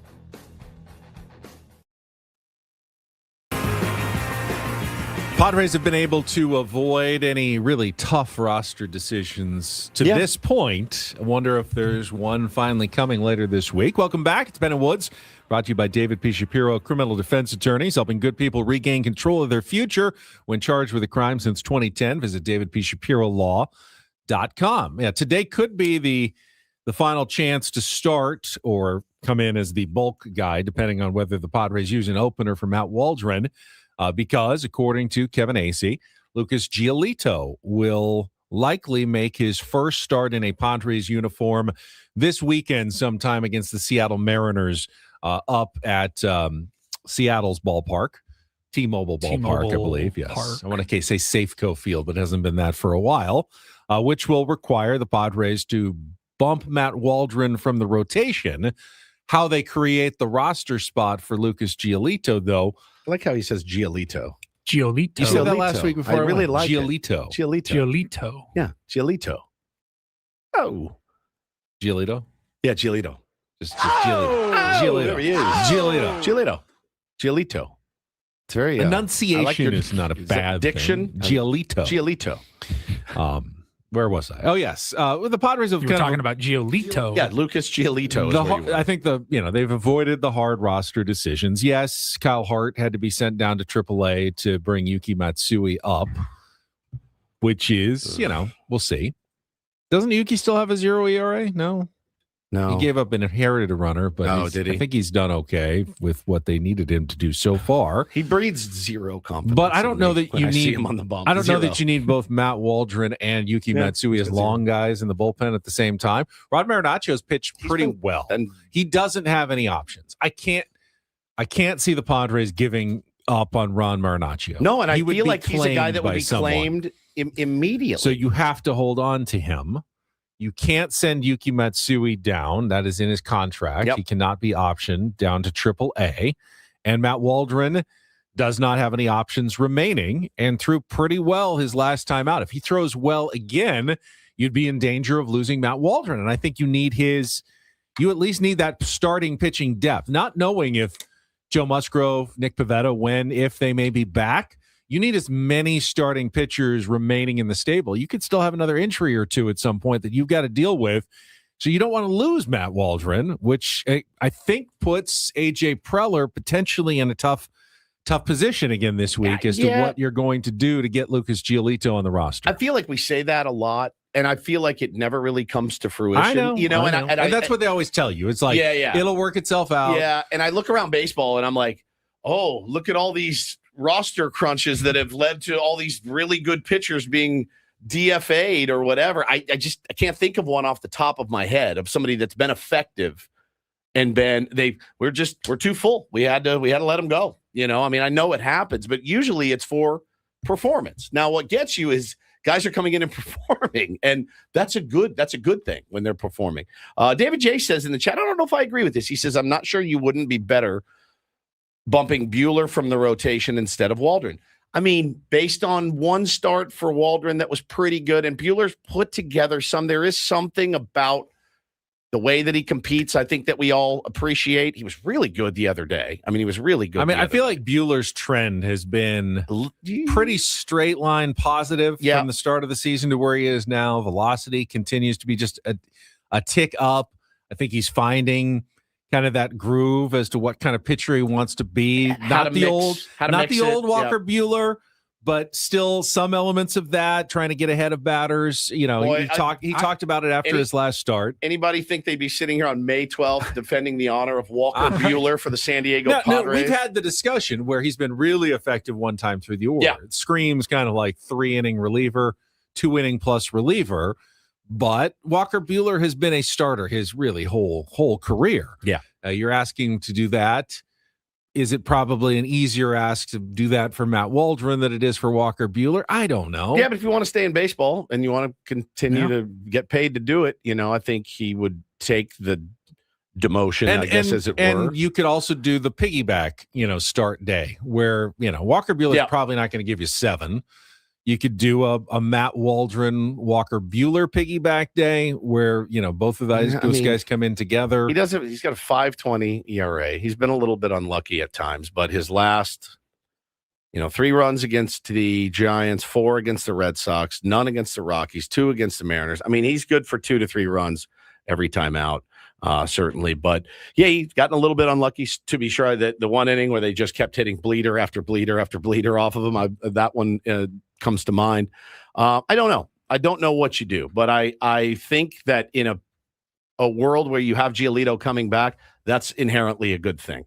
So I'm not going to get too worried about whether it's Waldron or Buehler, because again, they do work themselves out, and I don't think you have to necessarily lose anybody. Somebody goes to the IL. Seung-Won Song was ready to come back. Jake Cronenworth needed to go on the concussion injured list. Have we heard anything about Jake? I didn't when I was gone. I hope he's not a word. I hope he's starting to feel better. It's been about 5 days now since he was put on the 7-day concussion IL, which means probably going to be eligible to come back later in this series in Milwaukee. But I have no idea whether he feels up to it or what the doctors say about his situation. And that's another, it's another thing that the Padres are going to have to face when Jake comes back. They're going to bring him back. They're going to put him back in the lineup. Certainly, Seung-Won Song has acquitted himself pretty well at a couple of different defensive positions. Defensively, he can run a little bit. He's not ripping the cover off the ball, certainly, but neither was Jake. So Jake is the same.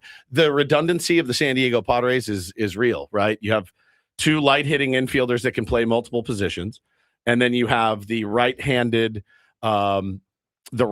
Nick Castellanos types, and the Laureanos, and you're really heavy right-handed. So I don't know. I don't know what they're going to do. I mean, Miguel Andujar is now a starter, right? Yeah, I think he's a starter. I think so. Probably as DH most days. I mean, he gets a day off like everybody does. Yeah. But you're more often than not finding a way to put him in the lineup. I mean, you're looking for offense. He's been one of the guys that you've been able to get it from. I mean, Elston said most of the season. Elston said yesterday, maybe Castellanos deserves some more ABs too in a DH spot. So, but then you have to play Andujar in the field. Yes, which you don't really want to play in the field. Right. I don't love Castellanos in the field either, Correct. But he's okay in the outfield. Redundancy. Which makes it a difficult situation. We had the first lineup all year now, with Sheets, Andujar, and Castellanos. Right, they had Sheets in the left. Yep. And how did they do that? They played Casty and right. When was this? This was and Andujar Saturday, DH. DH. Yeah. No, Casty came off the bench.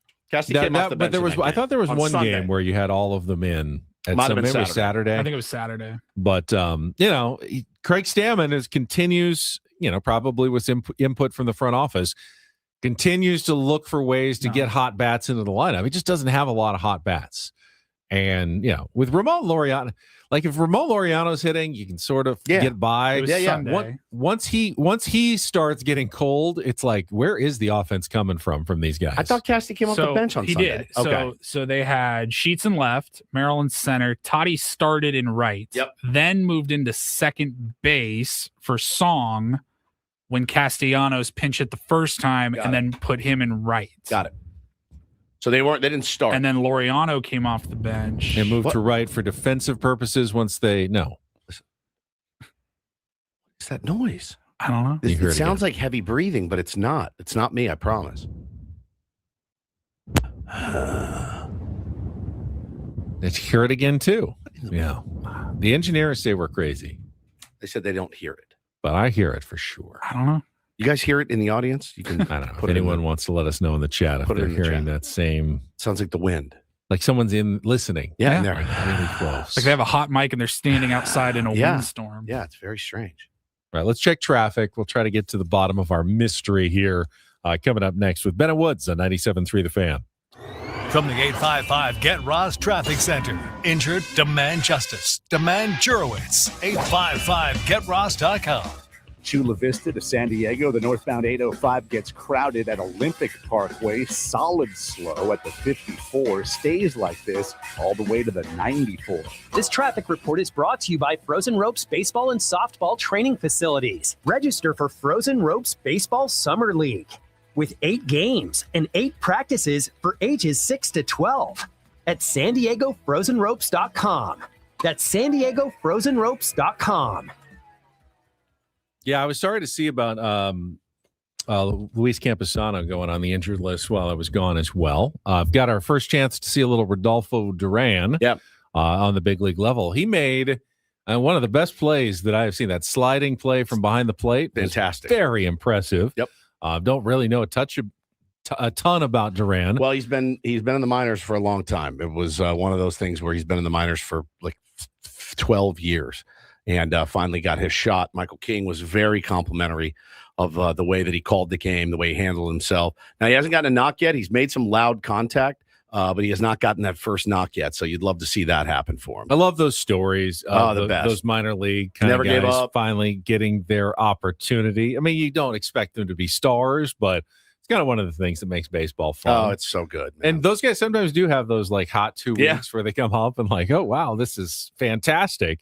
So glad to see him getting in the opportunity. Sorry it came at the expense of Luis Campusano. He's had a whopping 6 ABs so far to this point. But again, a couple shots to center field that were caught. And but he's King. You said it. It's not just Duran. He's worked with everybody. Yeah. I mean, he is such a open-minded pitcher when it comes to working with different catchers and never complains. Always just says, just whoever you need me to throw to, somehow makes it work. And is looking more and more like old Michael King for the first time in a couple of years, fantastic. Which is one of the best signs that you can find for the San Diego Padres. Agreed. Lately. Couldn't agree more, man. That's a huge. And the thing is we got to start winning Michael King starts, right? Those are the ones that you got to start winning. They don't score a ton for him. They don't score a ton for anybody right now, Benny. But that's the one. If you're the offense, you got to put some pressure on yourselves or put the onus on you to go out and get him some run support. But he's been really brilliant as of late. Yeah, absolutely. So he'll have to go up against Jacob Mizorowski tomorrow. Mentioned that earlier. So he's got another tough pitching matchup, and the Padres will probably need him to go 6 or 7 innings, no more than a run or so if they want to stay in that game against Jacob Mizorowski, who's coming off a fantastic performance against the Yankees. This guy's unbelievable, man. Just throws Ched right by you, 102, 103. There's no let up right now for that kid. Not the most comfortable AB, not the best matchup, I think, for the way the Padres are playing right now. But it is baseball, and anything can happen. And you can have an off day. You can be flat. They can be timing you. They can know what's going on. And he's going to throw it there and challenge you to hit it. And that's what they've been doing. I mean, the Padres right now, Benny, that's been the thing. And, we talked about it with yesterday when you were out. You don't mind getting carved up by a Mizorowski. You mind getting carved up by Kyle Leahy, right? A guy that's literally, they let him off the hook so bad in the first inning in that game they won on Mother's Day. I mean, he was floating balls up there, and they're missing them. They're just missing them. So he set a personal best for whiffs in that game. These are the things that are happening. He's never gone this deep before. That's what's happening against your San Diego Padres right now. So how do you get a Jacob Misiorowski out of the game in the third inning and get into their bullpen? I don't know, but I know that it starts with tonight. Absolutely. Getting Brandon Sproat out of his game and getting into the bullpen, right? And then it's you try to get that carryover effect, like, man, Misiorowski better be sharp or, we're kind of taxed. I'd love to see them come out and destroy in the first couple of innings, but, history hasn't shown that they're going to do that. But they got to get to a guy with a 5.38 ERA in Brandon Sproat today. At this point, I'm just kind of hoping baseball happens, maybe a day off and go into a different park in Milwaukee. Yep. Just gets guys in a different headspace because they look, just watching enough at-bats over the weekend, guys do not look confident anymore at the plate. No. I think early in the season they weren't getting results, but you could still see Fernando Tatis Jr. walked up there with confidence that he was going to, hit the ball hard and, it didn't work out fine, whatever. Now it feels like a lot of the guys, especially Tatis, even Manny, you're going to the plate and they don't seem like they have that confidence that something good is going to happen anymore. They've been shaken a little bit by this start. Anyone can just say, hey, it's 15 games, it's 20 games, whatever. Once you get past 40 games, now you're starting to go, oh, maybe it's not just baseball. Maybe it's not just the gods are not on my side at this moment. Maybe I'm not just getting unlucky BABIP. Now what do I do? What do I change? How much do I change? And it's hard to maintain your confidence through that. Got a little breaking news in baseball. The Diamondbacks have traded outfielder Alek Thomas, who they DFA'd, to the Dodgers. Teams have yet to officially announce the move. Arizona DFA Thomas for assignment. He can run like the wind. Right? He can fly out in center field. Yeah. He actually does. And I always liked Alek Thomas. He's not gotten off to a good start, only hitting 181, but something tells me that is going to change. So, yeah, they pick up Alek Thomas to play center field. Second small move in the NL West this week with Patrick Bailey. Talked about being Bailey. Dealt to the Guardians. I'm sure you talked about that yesterday. That surprised me a little bit. I know he had been struggling offensively, but I think it was a personality thing with him and Buster Posey. He's such a good defensive catcher back there. Yeah. I'm surprised that a catcher, those two guys didn't get along that well. Well, I think the big surprise, too, if you're the Guardians, you're like, well, we have a light-hitting defensive catcher in Austin Hedges, but they sent down Bo Naylor, who wasn't really doing either. And they said that was a really tough decision for them. But they love Patrick Bailey. They were really excited to get him there and didn't have to give up a ton. He was always a guy that scared me when the Padres faced Patrick Bailey. Oh, yeah. Yeah, hit some big home runs against the Dodgers, man. He hated the Dodgers. You'll miss him there for that reason. Yeah, I didn't really go into it much when I saw that move this weekend, other than taking a moment, like scratching my head and going, what is going on right now in San Francisco? Yeah. That was a move that showed me that the Giants are a bit flummoxed with what's going on. They're a really fascinating team, and they have been since they made the move for Vitello. They're fascinating. I mean, the moves that they're making, the moves that they made last year, the core that they kind of decided on, that's now, 40 games in, and they're like, we got to blow this thing up. Is it too much panic in San Francisco right now? Or is it like, if we can get out of this mistake, we should? I was just talking to one buddy, diehard Giants fan, and we were just making some jokes, and he knows it's a mess right now with Vitello in particular. He was not happy. And he just said, look, ultimately, trust in Buster. Like, they love Buster Posey, and they are just going to say, we trust you. We're going to trust the process. We have some of that here with AJ Preller, obviously. So. It's the same thing. Difference being, AJ Preller didn't win 3 World Series titles as our beloved, Hall of Fame catcher. Correct. So it'd be like, Trevor Hoffman, maybe, if he was making the calls. Yeah. We're like, trust in Trevor. Like, we're riding with Trev, right? 100%. I get it. Whatever he says goes. Just being a good player doesn't make you a good executive. It's true. Though. It's true. They really don't know what their plan is. If I'm Buster Posey, my worst fears is that all the media people who doubted me, and they're being proven just completely right. We 2 hours down. We'll come back. We got Take on Woods, Jesse Agler from Milwaukee, and more. All coming up on The Fan.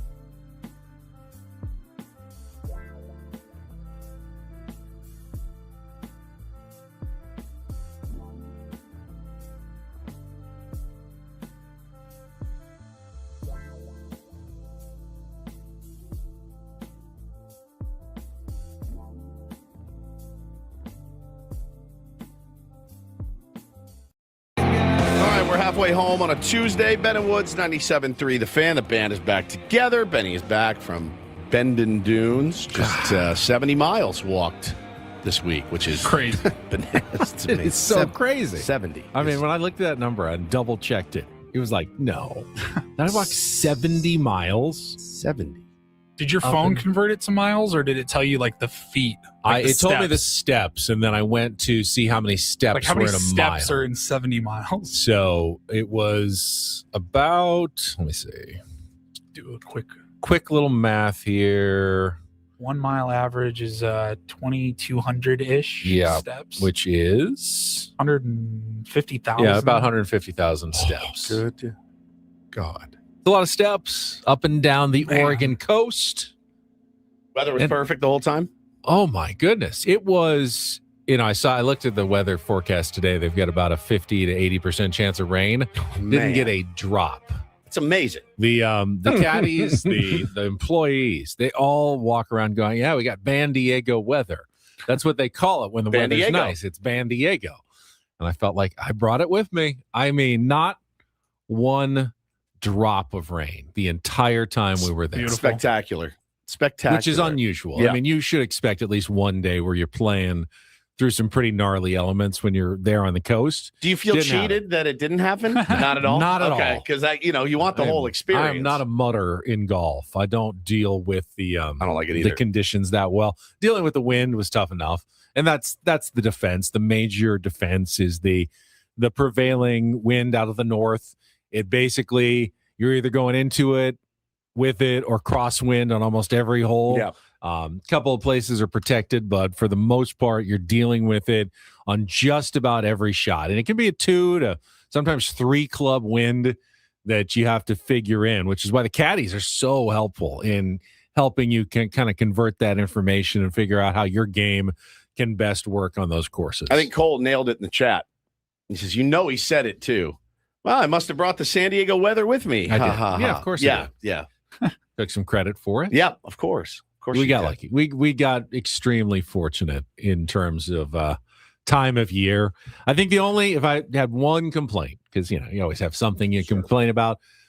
We went after they had aerated the greens, punched them at the main Bandon Dunes course. It happened on Monday, and the putt. It was impossible to make a putt on that course. So it was one of my worst rounds because putting's usually one of my best skills, and completely negated by the fact that everything was bumpy. Those little rabbit turds all over the green. That was sand, covered in sand and stuff. Covered in sand. Just no chance. But that was just one. That was just the one course. The other ones have been punched in the last month or so, and most of them have healed pretty well. A couple of them were great. The conditions were perfect. A couple of them were still a little slow from the and they have to do that maintenance twice a year, or else the greens would all die. So I totally understand that.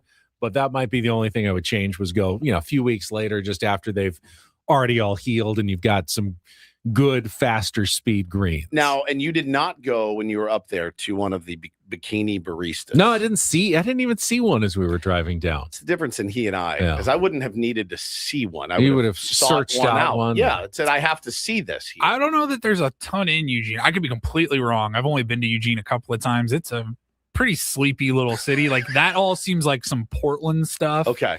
I can definitely, I know they're around in Portland. I've seen them. They have them in Washington too. Bikinis, right? Yeah, it's like a drive through, and this just the lady making your coffee. It's the same attire as you would see girls that work at gentlemen's clubs when they're walking around. Okay, maybe a robe or something. But yeah, and they're in these little tiny, the drive-through little coffee huts. So weird to me. And I wouldn't be morally opposed to, but I want the coffee to be good. Like, It's like I'm not gonna have bad coffee just to have it served to me by someone wearing less clothing. That's true. That's true. Yeah, we went a couple of times as kid, when you're a kid, 18, just being dumb. And then a few years ago, I was up in Seattle for a wedding, and I knew there was one nearby where we were staying. Yeah. So I was with Megan. I go, "You want to go check it out?" She's like, "Oh, I have to see this." Sociological experiment. Yeah. There was a guy with I remember there was a big truck in front of us, and the guy he looked like that's where he goes every day for his coffee. He had this weird bumper sticker or a decal on the back of his truck, and it was like it was a machine gun, like an AR, but it was in the shape of a fish. So he was like, I fish and shoot guns. Like, I don't know. He had a lot of stuff going on. And then I saw like a glimpse of him like, oh yeah, you probably come to this bikini barista every morning. They're like, look, it's Ed's here. Yeah. Ed is here for his morning coffee. We know exactly what to make him. Fishing, hunting. It reminds me of the new Luke Bryan song that our compatriot down the hall, John, popped in this morning. He of country music, by the way, country radio. He said, hey, by the by, have you guys heard the new Luke Bryan? And I said, I haven't. And then Luke Bryan's going to be playing Petco Park very soon with Jason Aldean. And I said, I haven't heard it. And he goes, oh, well, you should give it a listen when you get a chance. And I said, oh, you know that I like to listen to new country music. I said, what's the name of it? He said, well, it's simple. It's called Fish, Hunt, Golf, Drink. And I go, what? Doesn't make any sense. He goes, yeah, just fish, hunt, if there wasn't always somewhere to be, if there wasn't always somewhere to be, and my life was really up to me, it's worth like really $150 million. If I could have it my own way, you know, let me tell you how every day would go. Wake up, coffee, Cameo, climb tree, wet line, 18 fish hunt, golf, drink. All right. So if you get up, say you get up at 4 o'clock in the morning, you put your camo on, as he says, then you climb a tree and you go hunt. What, 3 hours? Then you go down, then you fish. After that, that's a couple hours. Yeah. Then you go golf. And then you 4 hours. I would do like one. I would do one of those a day. I wouldn't try to jam them all in every day.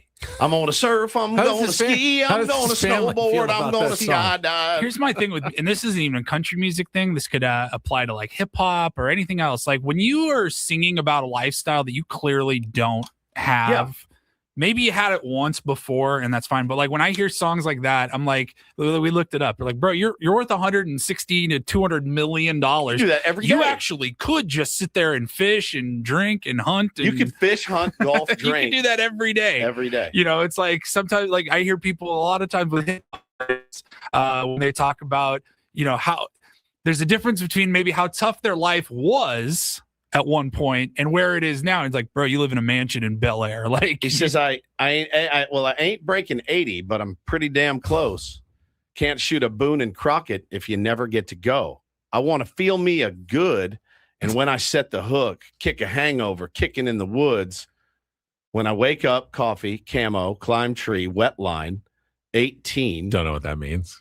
Wake up, coffee, camo, climb tree, wet line, 18 fish hunt, 18 fish. Hunt, golf, drink, all fall, all spring, all summer. You know, like we make fun of country music a lot, and we'll say something like, we'll just make I was driving down my truck with my beer in my hand and my baby's feet. He's not even doing sentences now. He's just screaming like stereotypes of country music. Well, I don't want to hunt and I don't want to fish.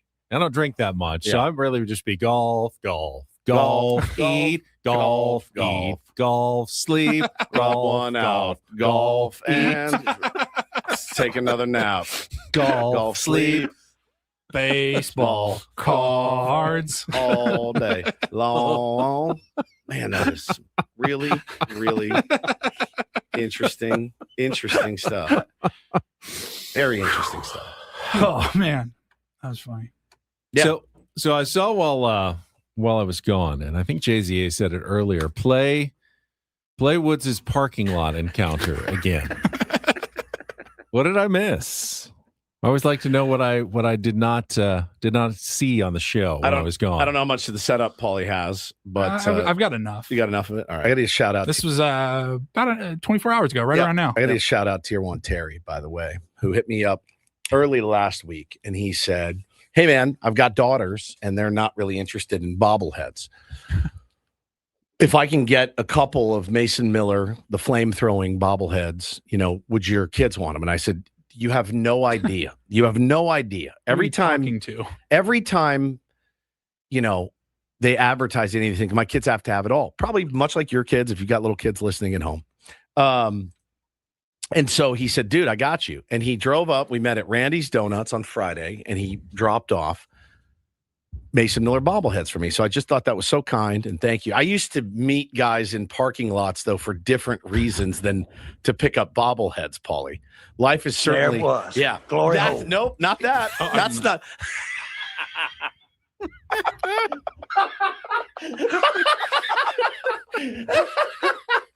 No, that's not why I used to meet guys in parking lots, Paulie. That is so good. That is not the reason. You son of that just laid me out. I had no idea what he was reaching for. Nope, that's not it. Loose cannabis, amongst other things. Yes, maybe.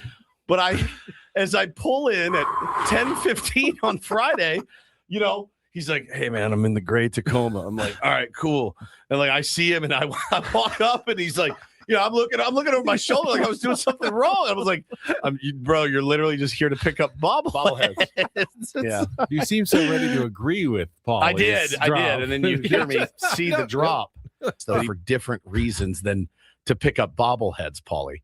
Life is certainly... There it was. Yeah. Glory hole. Nope, not that. That's not... Nope. Yeah, nope. No. That's not it. Nope, that's not it. That's not it at all. I've never actually done that.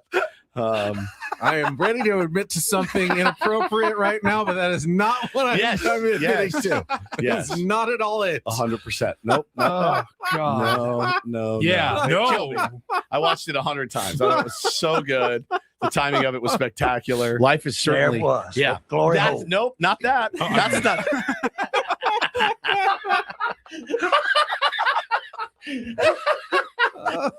Yeah, it was perfect. It was a perfect moment. Frozen in time forever. Sully's ability to drop. Yeah. Oh, I mean, it's it was one elite. thing to have a cutting comment or a funny line, but to do it with a button It's is elite. next level talent over there. Killed me, man. Unbelievable. Killed me. Imagine you just are like, hey, my 20s were a very crazy time, and just You do what you have trying to to get by. Oh, yes. Meeting in a parking lot for a glory. I'm here. Can somebody point me in the direction of where I'm supposed to be right now? And then, all right. Thank you guys. Thanks for being here. Appreciate it. We'll see you next week. Man. He's like, I haven't talked about this. I haven't even thought about it in 30 years, but here we go. On a Monday, I'll just throw it out there on the radio. It was a dark time, Paulie. Whoa. It's so good, man.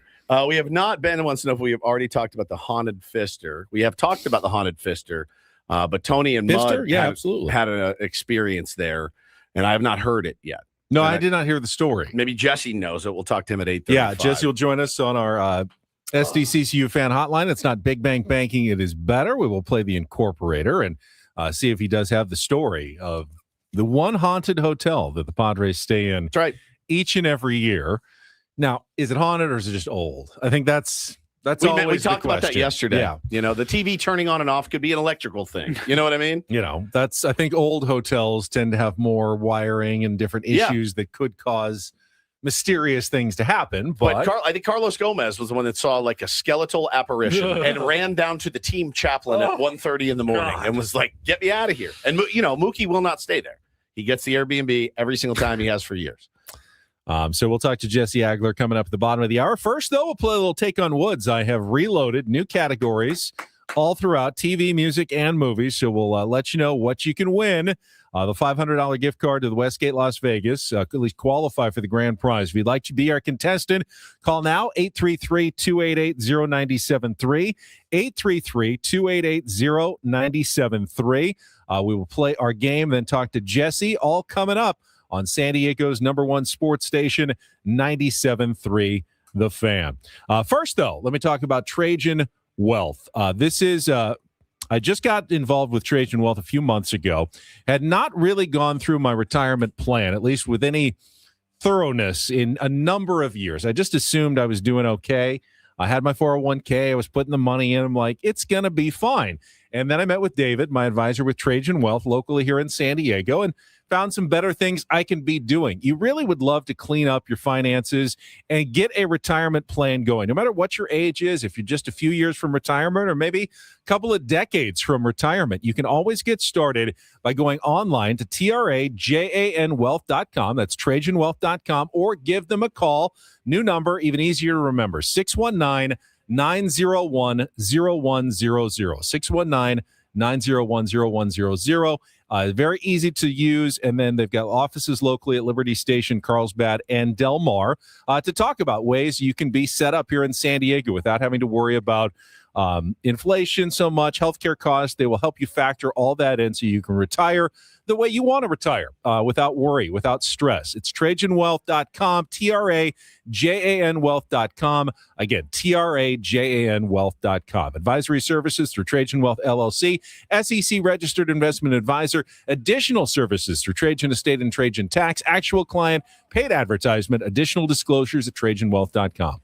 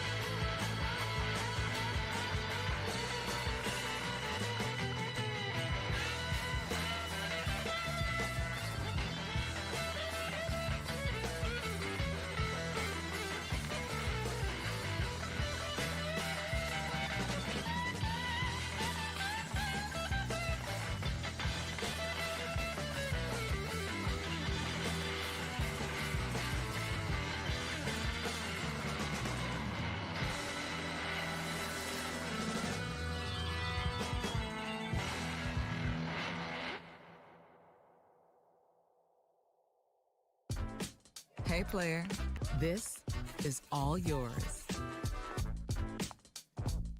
This room with this view. This speakeasy with this cocktail. Hey, could you make that too? The spa with this. Ah. And this pool on this roof. This is all for you. The all-new Hamul Casino Resort, now open.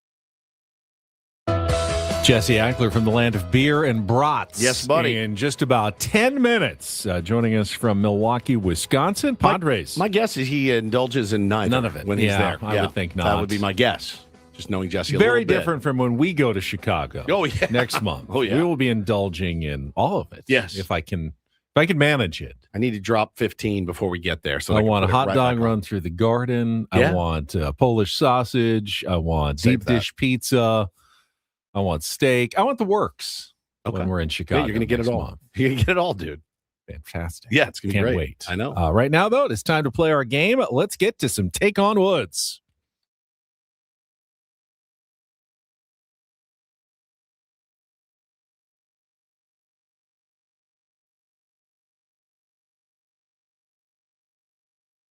Take on Woods brought to you by Bay Alarm, security and fire alarms for every business. We got you, and we got Lucas joining us this morning. Hello, Lucas.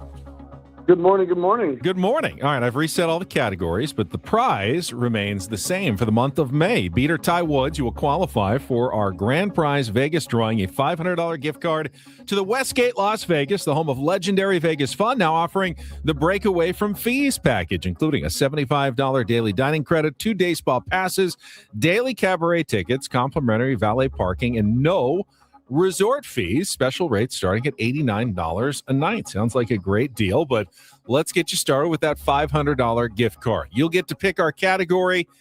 Here are your choices. Our TV category is called WWW. 5 shows with one-word titles beginning with W. Music category, It's Your Turn. 5 songs with the word turn in the title. And our movie category is called Old Movies. 5 movies with the word old in the title. So, Lucas, TV, WWW, music, It's Your Turn, or movies, old movies. What would you like to play? Let's go WWW. All right, we're doing TV. 5 TV shows with one-word titles that start with W. You'll have 60 seconds to answer as many as you can. If you don't know one, say pass. We'll come back to it if there's time. There's a theme song I need left here. on the clock. I will send it to you right now. Are you sending it? Time, I will send it to you right now. I do have it. If there's time left on the clock, you'll go first. Woods will go second. And if you beat or tie him, you will qualify for the grand prize trip to Las Vegas. Why didn't I send that to you before? Just go ahead and should be on its way now, Paulie. All righty. Let's see. Did I say the thing about passing? I did the whole passing thing. That if you don't you don't understand the rules, right, Lucas? Yes, sir. You're totally good. Okay.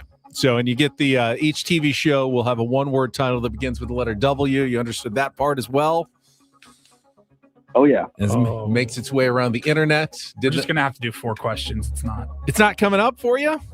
You sent me a link and it needs me to log in to listen. No. I'll pull it up. No, it's fine. It's fine. I don't know why I messed this up. Tried to get it to you last night, all good to go. Didn't get it to you, good to go. Probably gonna have to watch an ad before I. No. Don't watch an ad, Paulie. It's fine. We're here. Attach files. There it is, Paulie. We enjoy the stall. Did this go better without me, actually? It did, Yes, actually. I I'm was sending hosting you by out a myself. subject. Now, I did use your categories. I stole your categories, but hosting it by myself wasn't as easy as I thought. You got to keep track of the score. We're running different buttons. Okay. Now we have stalled. You're supposed to catch long my enough. mistakes before I make them, Paulie. That's what a good producer does. I thought we caught one with your other anticipates category. my mistakes. Sorry. All right, we got it now? We're ready. All right, we got it now. All right, again, WWW TV. Hopefully Lucas is still there. Let's put 60 seconds on the clock. Your time begins when Paulie plays our theme song that took us way too long to get. Good luck, Lucas. Let's take on Woods. Never thought forever was the best I could do. Wonder Years. Incorrect. HBO delivered huge numbers for the 2016 premiere of which science fiction show in which android hosts populated a future Old West theme park?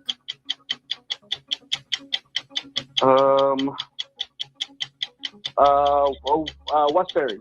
Incorrect. Mary Louise Parker stars as a widowed mom selling marijuana to support her family in which Showtime series that debuted in 2005? Pass. Tim Burton is the executive producer of which current Netflix series that stars Jenna Ortega as the psychic daughter of Gomez and Morticia Adams? Wednesday. Correct. Which 1990s NBC sitcom centered on the Hackett brothers, a pair of pilots operating out of Nantucket Island in Massachusetts? Pass. Let's go back to Mary Louise Parker stars as a widowed mom selling Weeds. Correct. Which 1990s NBC sitcom centered on the Hackett brothers? Okay, all right, we got two, Wednesday and Weeds. The theme song, old one, that was Webster, little Emmanuel Lewis. Westworld, HBO, and Wings was the last one. So let's go get Woods back in here. Sorry, we had a little technical difficulties again. My bad. The story of Ben and Woods. I know it is. This morning has been filled with technical issues. All right, Lucas's score is locked in. Lucas Giolito? Giolito. No, I don't think it's Lucas Giolito. That would be funny. That would be We've great. got a television category for you today. 60 seconds on the clock. Your time begins when Paul plays the music. Good luck, Woods. Let's take on Lucas. Never thought forever was the best I could do. Pass. HBO delivered huge numbers for the 2016 premiere of which science fiction show in which android hosts populated a future Old West theme park?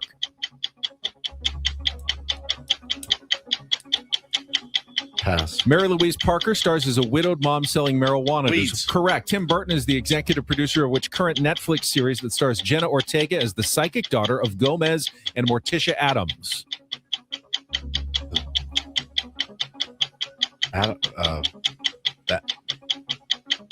Pass. Which 1990s NBC sitcom centered on the Hackett brothers, a pair of pilots operating out of Nantucket Island? Wings. Correct. Go back to our theme song. Never thought forever was the best I could do. With a W. Next one. HBO delivered huge numbers of the 2016 premiere of Westworld. Correct. Tim Burton is the executive producer of which current Netflix series that stars Jenna Ortega as the psychic daughter of Gomez and Morticia Adams? Wednesday. Correct. Back to our 2 second. Oh, we didn't get it. You got four. Figured it out. One Hold it. word W titles. Did I lose? You won 4-2. Oh, my God. And the one you didn't get, the theme song, Was what? Webster. Oh, Webster. Little Emmanuel Lewis. Thought forever was the best I could do. Webster, Westworld, Weeds, Wednesday, and Wings. And Good Woods. job figuring it out. Oh, my Woods. God, that was hard. Thank you for playing, Lucas. Thank you for bearing with our technical difficulties. What was the bit of Webster again? What was the I'm mixing it up. Kid, I'm mixing it up with different strokes. which is basically the same premise as Webster well. except it was Long, brothers. a young black child loses his parents in a car crash. He gets taken in by his football-playing father's wealthy former teammate, George Papadopoulos. That's right. And George's socialite wife, Catherine. George works as a sportscaster for a local TV station. Catherine is an accomplished family psychologist. That's right. That's right. I loved Webster when I was a kid. The kid was so cute. Which was similar to different 83 to strokes 89. in which Arnold and Willis were taken in by Mr. Drummond. Mr. Drummond. Yeah. Yeah. as He always had, like, orphans, I think. gels. Yeah. Yeah. Mr. Drummond. Mr. Drummond. What you talking about, Willis? Love it. Loved Webster. All right. Well, I mean, what year it come out? 83? 83 to 89. And Yeah, Alex Bo's age. Karras, who played Yeah. George Papadopoulos, was an actual former football player. NFL football For player. the Lions. Yeah. Yeah, I remember that. So, yeah, that was Webster. He was very small. Emmanuel Lewis, little small actor. They don't do the athlete as sitcom star as much as they No. used to. Bob Uecker I was thinking of doing a whole amazing. category You should. potentially of former athletes starring in sitcoms. There's got to be more than I'm those sure there two. is. Wasn't Yeah. a sitcom. But Fred Dreyer, Fred as Dreyer Hunter was Hunter. Yeah. Oh God, what a show Hunter Yeah, he was. was good. it's not a sitcom, but we talked about a movie last week randomly. He Got Game, Denzel, Yep. the Spike Ray Lee. Allen, yeah. And I was like, I got to go watch that movie again. It's been a few years. So I was watching it, and Jim Brown is the cop, one of the cops in the in that show. movie too. And he is a gnarly character in there. Like, Yeah. it's funny to watch a former athlete cursing They and don't- being a bad cop. They don't do and- like In the Neighborhood with Shea Gilgeous-Alexander as the Right. star anymore. You know what Dick I mean? Butkus was in Dick a bunch Butkus of was in a TV bunch of shows after Yeah. his career as well. So yeah, you had a lot of. You don't see Lots. that a lot. You don't see it a lot. nowadays. And again, it's the career wraps up. Think of somebody that's here's Trevor Hoffman and What's Going Down. You know, it's like what Trevor plays an ex. Like whatever. I would love to see it so much. He can do it. He's got movie star He looks. qualities, Oh, doesn't yeah. he? does. He's got the look down at least for sure. Oh, it'd be so good. All right, let's take a time out. When we come back, Jesse Agler will join us from Milwaukee, Wisconsin, ahead of the Padres series opener. Broadcasting live from the Bill House Studios. We know how. Ben Woods on a Tuesday on San Diego's #1 sports station, 97.3 The Fan.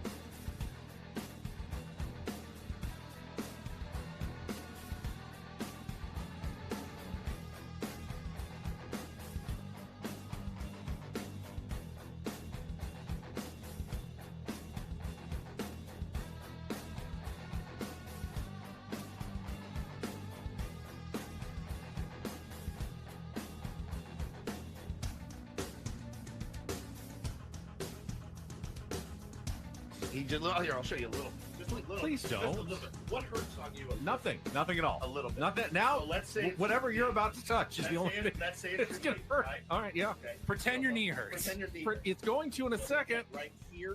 Oh, that is not pleasant.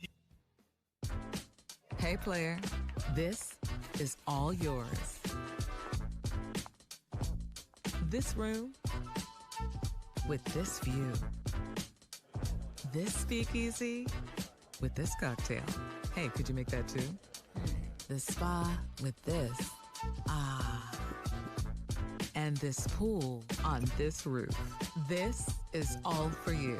The all-new Hamul Casino Resort, now open.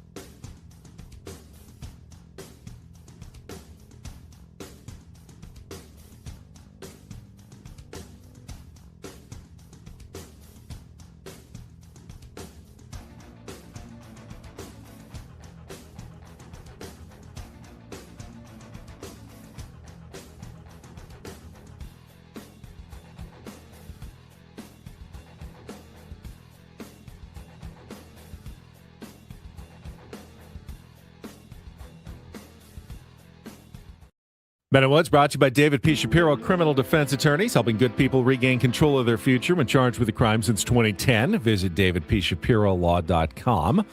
I think it was the first off day for the Padres in about 10 days, so it must have been nice, even if it was spent in Milwaukee and not San Diego, to not have to go to the ballpark, not have to play baseball for a day, not have to call a baseball game. Boy, I bet that was a happy flight on Sunday, though. Oh, I bet so. God.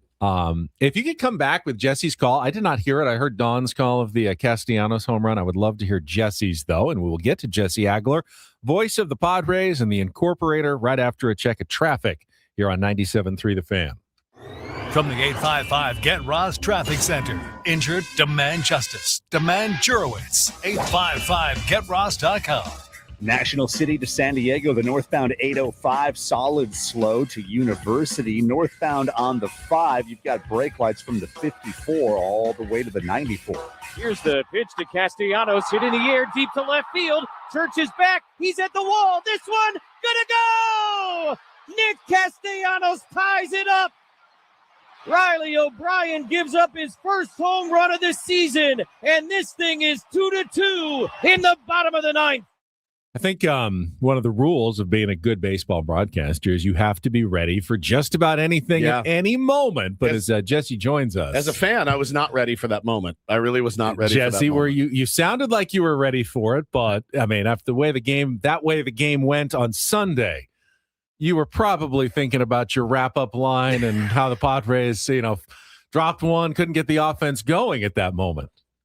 Oh, ye of little faith. Come on. That's the beauty of the game, man. It's your life in baseball is perpetual. That's the old line, right? Like you cannot run out the clock. You play until you run out of outs. You do it to yourself. And that was one of the great at-bats we've seen in a very long time. Yep. And I'll tell you what, man, Nick Castellanos is threatening to turn into a great story. Tony and I were actually talking about it before the game on Sunday. And then Craig Stammen kind of mentioned it a little bit after the game on Sunday also. If you think back to spring training, the Nick Castellanos story, and this is very easy to forget right now, was that he was coming in to learn first base. And if you think back to that moment, Ty France was probably not going to be on this roster. Correct. Because Sung Moon Song was probably going to be on this roster, and that was probably going to squeeze Ty France out. Just like if you were projecting the 26-man roster on Valentine's Day, which of course is an impossible and a silly kind of futile thing to do. But if we were doing that, at the beginning of spring training, you didn't think Ty France was necessarily going to be on the big league roster. And, you thought Castellanos was probably going to be like splitting time with Gavin Sheets at first base. And so then, X, Y, and Z and A, B, and C all happened between then and now. And, Nick is not really playing any first base, and he's not really playing as much as he thought he was going to be playing, when that whole thing went down and when he signed here. And if I had to guess, Nick probably thought he was going to be playing a lot more than he is playing.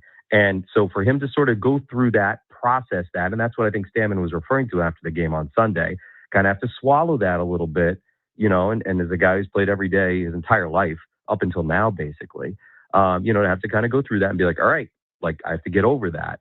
And on the way to that, have to learn how to not play every day from like a physical and a mental readiness perspective. And to then, go out there and do something as productive as he did on Sunday is pretty cool. And this guy, he's got gas in the tank, man. Like he's not washed as a baseball player. He's just a guy who's having to learn how to do something he's never done before. And like I said, he's threatening to become a really cool story here this season. Yeah, I love how he said, talked about the rhythm, in a baseball season. When you are playing every day, there's a rhythm. Yeah, if I go for 4, no big deal. I got another shot to go out there and redeem it.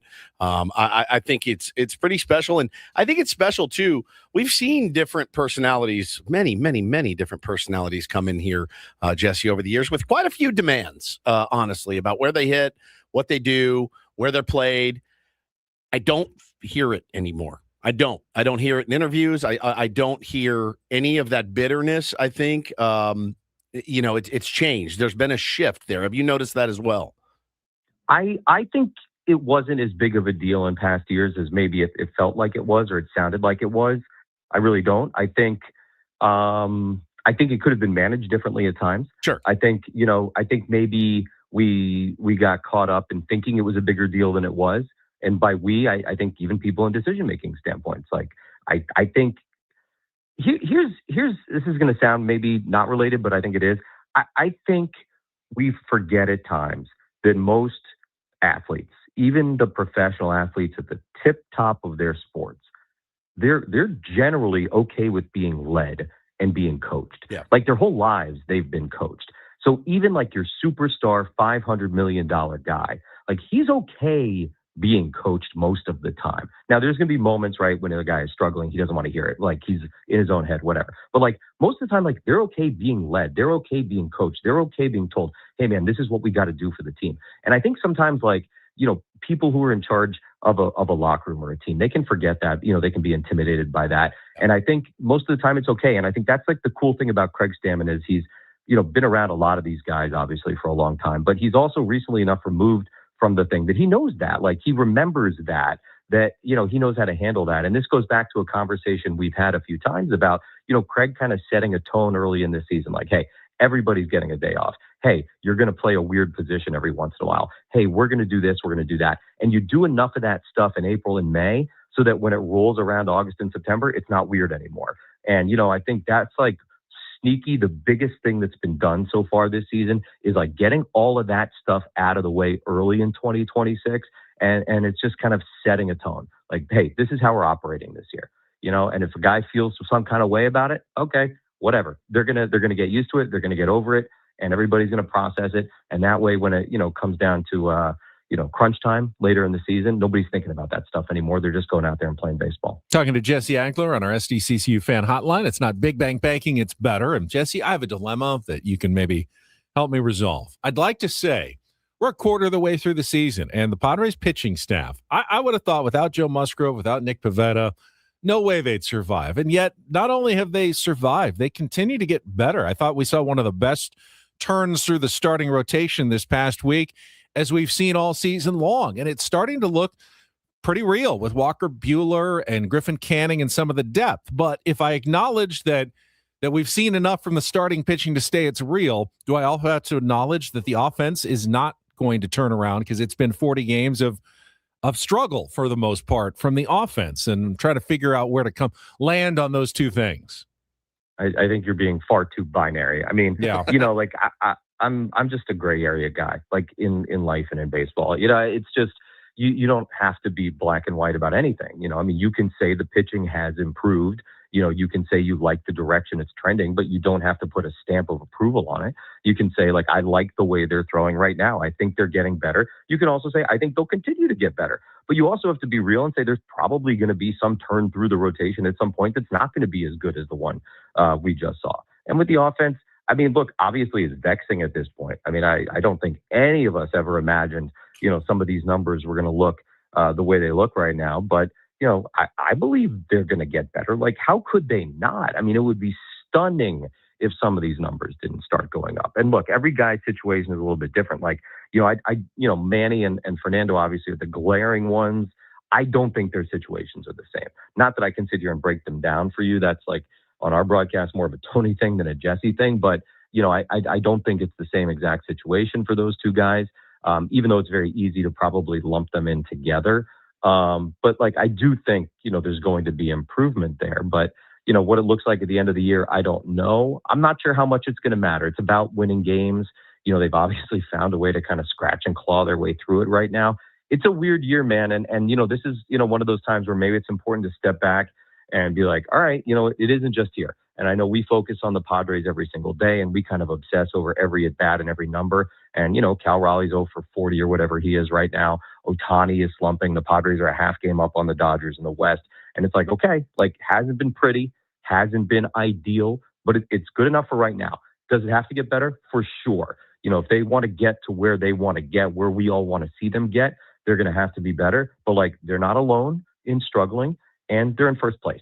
So like, okay, we survived the quarter pole, and let's just continue to try and get better. And I'm sure that's the way they're thinking about it. Great perspective. Jesse Agler joins us here on Ben and Woods this morning. You got Brandon Sproat, the Sproat Goat, going tonight. That's a guy that you're going to want to get, right, with an almost 6 ERA. We've seen those guys, well, kind of have their way with the Padres a little bit early, but when the offense is struggling, that's how it feels. Now, as a baseball fan, though, Jesse, tomorrow night, I'm very excited to watch Jacob Misiorowski pitch. I am. I think he is a stud. Be the first time the Pods have ever seen him. First time for you seeing him as well, I'm assuming. In particular, though, Ace versus Ace is always even more fun. Ace v Ace is always is great, and who will blink first? But I'm excited to watch this kid pitch, and I'm kind of ready to tip my hat, even though I know baseball can be weird sometimes. I mean, what he did the other day was so absurd. Good. So good. Like, I mean, I don't even like, I always, he's a freak. He's a freak. And like, there's a lot of freaks, obviously, right now. Like, we saw Skeens this year. Yep. I mean, what this kid, first of all, he weighs 130 pounds. Like, I don't understand. And I mean, Slim Reaper is a great nickname. I saw somebody throw that out there. Good. Slim Reaper. Wait, I had not heard that. It's incredible. The Slim Reaper. Slim Reaper's amazing. That's fantastic. God. I saw it like last year at the beginning, and I feel like it didn't catch on. And I'm like, I might try and throw it back out there. Oh, yeah. But I mean, he's just a whack. Like, it's a kind of different category. Yeah. But yeah, no, I'm very excited to watch it. I love good pitching, and I know, like, that's part of what's made this season frustrating for a lot of fans. But like, it's in a way been kind of cool to watch. Like, look, there have definitely been nights this year where you're like, what is going on? Yeah. Like, how are they swinging and missing at that particular pitch? And I don't know. But like, that's the stupidity of baseball that we see every single year, and you just can't figure it out sometimes. But tomorrow will be wild. We'll see about Sproat. Look, this guy's he's a legit prospect. Has he put it together yet this year? No.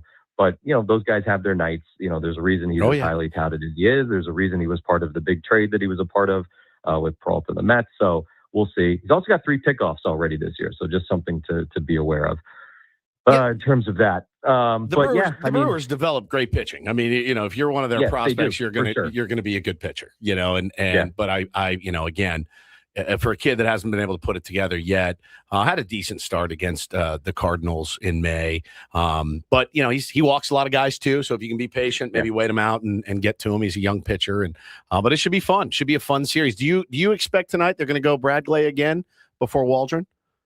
I mean, well, Bradley pitched, 2 days ago, right? Like, I would like to see an opener. Yes. I don't know if it's Bradley or whatever. Also, let's see. Let me pull up the Brewers real quick. I mean, you got Terang at the top, so maybe do you go like a lefty to mess with Terang? You Bauer's also near the top. Could you do Wandy maybe? Like as an opener?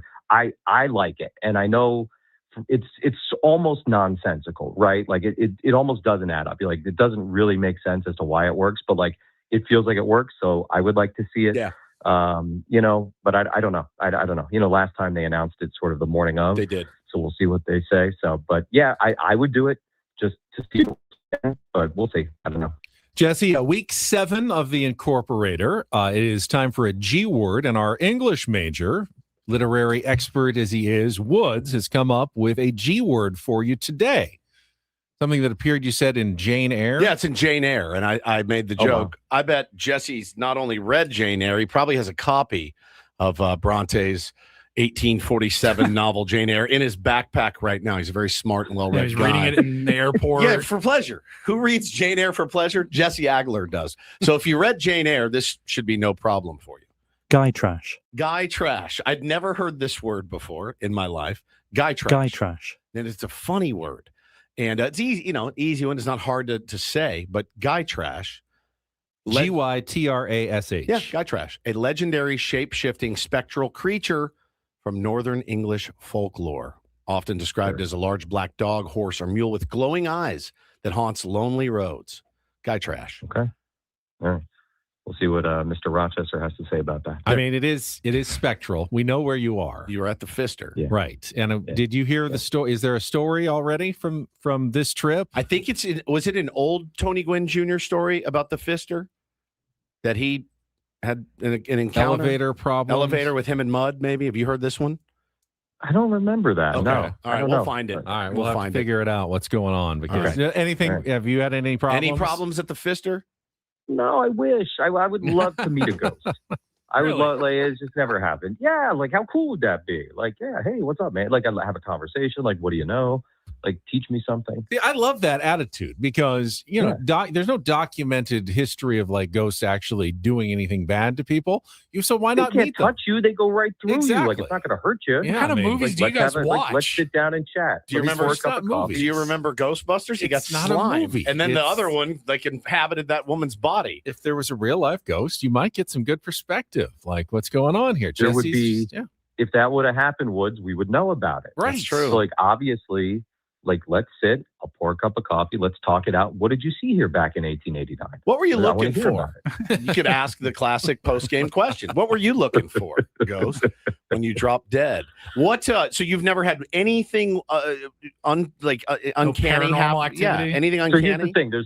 There's two parts of the hotel. There's like a tall circular tower. There's the new and which the is old. the newer part, right? And then there's the old part. I've only stayed in the old part like twice, and that's apparently where the ghosts are. I'm in the newer part this year. Okay.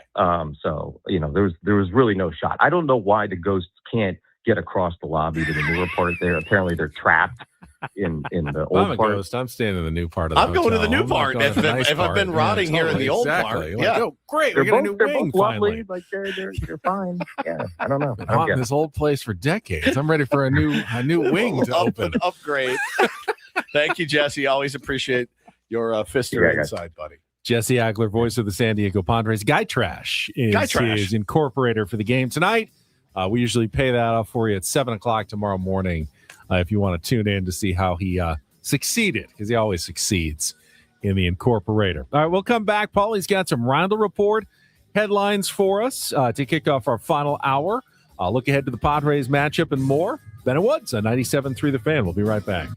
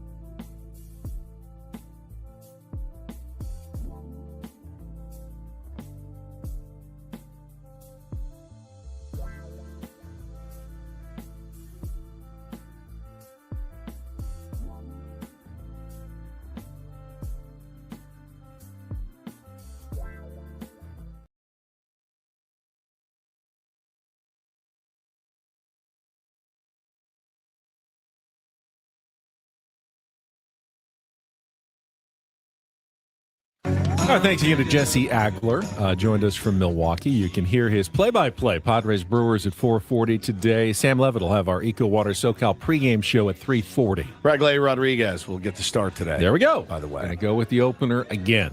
I still think I'm saying his name wrong every time. Brad Clay. Brad Clay.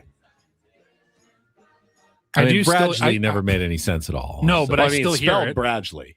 Yes, but that made no sense from a Latin perspective. I don't think there is a DG kind of sound. Reindl Rodriguez will be today's starting pitcher in those languages. In Milwaukee. All right, that makes a lot of sense. Since we were talking about ghosts, everybody in the YouTube chat is quoting their favorite Ghostbusters lines. Yeah. Who did you think was the funniest in that movie? I really liked Egon. I thought Egon was great. So Harold Ramis, very dry, who wrote the movie as well. But I think Bill Murray. I love the dryness. I think Bill Murray was amazing. I usually find him the most annoying of that group, but Rick Moranis is actually he's really good in that movie. Bro. Really good as Louis Tully. Brilliant. Brilliant. I got some vitamins. It's so good. So good. Really does the nerd. God, he's perfect. Well, I think Amy Potts nails it as the secretary in that movie. I mean, it's such a great ensemble. Sigourney Weaver, who I never really found attractive, I'm very attracted to her in that movie, especially that one part. Zool. Yeah, when she's all possessed. Ernie Hudson does a great job coming in. Yes. Skeptical one. Yeah, so good. It is such a great ensemble. All right, who brought the dog? It's so good. One of Taylor's favorite movies ever is Ghostbusters, and so I watched it 100 times in the last 5 years. Did you? Yeah. It is a classic. Right, it's a perfect movie. It really is. I always enjoyed that one. All right, take it away, Paul. All right, let's first this hour on 97.3 The Fan is brought to you by GL Pools, the swimming pool experts trusted by thousands of San Diegans since 2006. Baseball is back, so is swim season. Make sure your pool is ready. Call now, mention radio for a free month of pool service. Now it is Reindl Report season. And get things started here with our today's edition of the Reindl Report. Now tuned into the greatest. Welcome to the Reindl Report with Paul Reindl. Hi, Paul. All right. Two stories from the world of sports that we haven't gotten to yet. We'll start off in Major League Baseball. And one story that you didn't know you needed. Are you laughing, biatch? It's the Reindl Report Hey, Paul, how you doing? Okay, how are you? on 97.3 The Fan. Are you ready to bless the mood? I need some help, please. That was good. Can I get a yeah? Oh, yeah. All right. Happy Tuesday. Well, you know, Ben missed the Reindl Report. I did. I bet you desperately. I'd be out on like the 11th hole at 9 a.m. and I'd go, ooh, Reindl Report right now. You know, you could have listened to it on the Odyssey app. Could have. Or YouTube. Could have sent ton some of cell phone stories. service out there. Could have participated. Yeah, could have participated.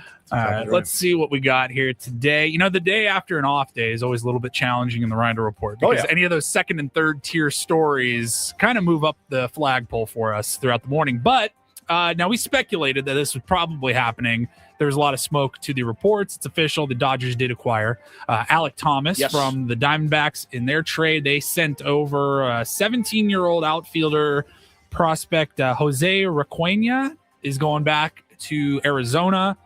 I mean, look, Alek Thomas is going to be a good defensive center fielder for them. Good outfielder. He was hitting, it says 181 with 2 homers and 100 plate appearances for the D-backs. How do they have room on their roster for all these I players? don't really know. Everyone just on the Someone IL? pointed out they're adding another $1 million plus in salary. Like, who cares Yeah, at who this cares? point? How can they even afford They're that? probably paying 3 times that in luxury tax already, but that's what they do. And I can see it from a Dodgers perspective. If you win one extra game because you put in a defensive replacement that makes a catch or a pinch runner that's able to score from first on a double that you would not have had before, then why not? Why not? I mean, you're already spending hundreds of millions of dollars.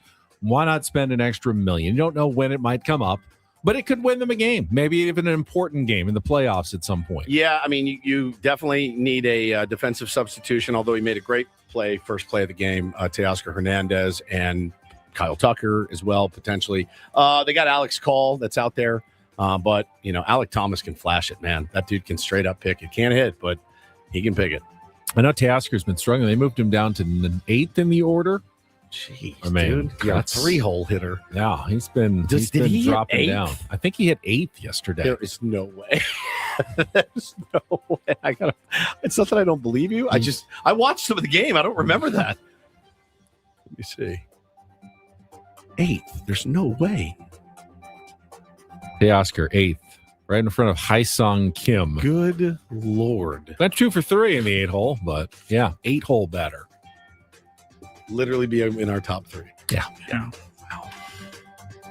All right, that's it for sports. Okay. We'll move on here. None of us, as far as I know, are on any dating apps right now. No Okay. dating apps. Well, I was on one a while back in the day. Bumble was kind of starting up.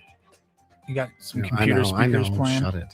Bumble was one of the new ones when I was last on single and on the dating scene. Yeah. Bumble was the one where they wanted to put a lot of the control in the female's hands. Yes. So if you're a guy and you're swiping right and another girl swipes right on you also, like on Tinder, you'd be able to start a conversation immediately once you guys have matched.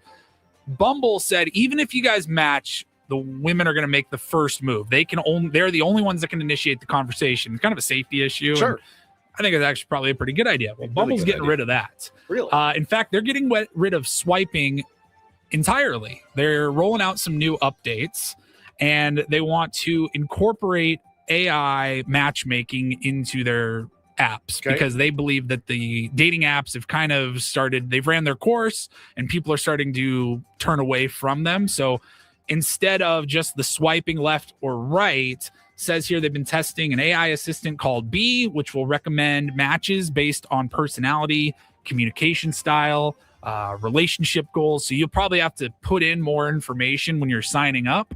Any of our single listeners out there, but the goal by the company is to, instead of just randomly going through 1,000 profiles and yes, no, Yeah, fishing with dynamite. they're going to try to at least get you in front of more suitable people, more better matches. Yeah, but you can lie about your personality. That's what I was thinking. Or even me. Oh, I'm late. I'm Mr. Laid Back. If you may be delusional about your own personality as well. Also very true. No one really puts in their honest, true self about in a personality profile, right? I don't know. I've never done it. I met ladies the old-fashioned way. I earned it.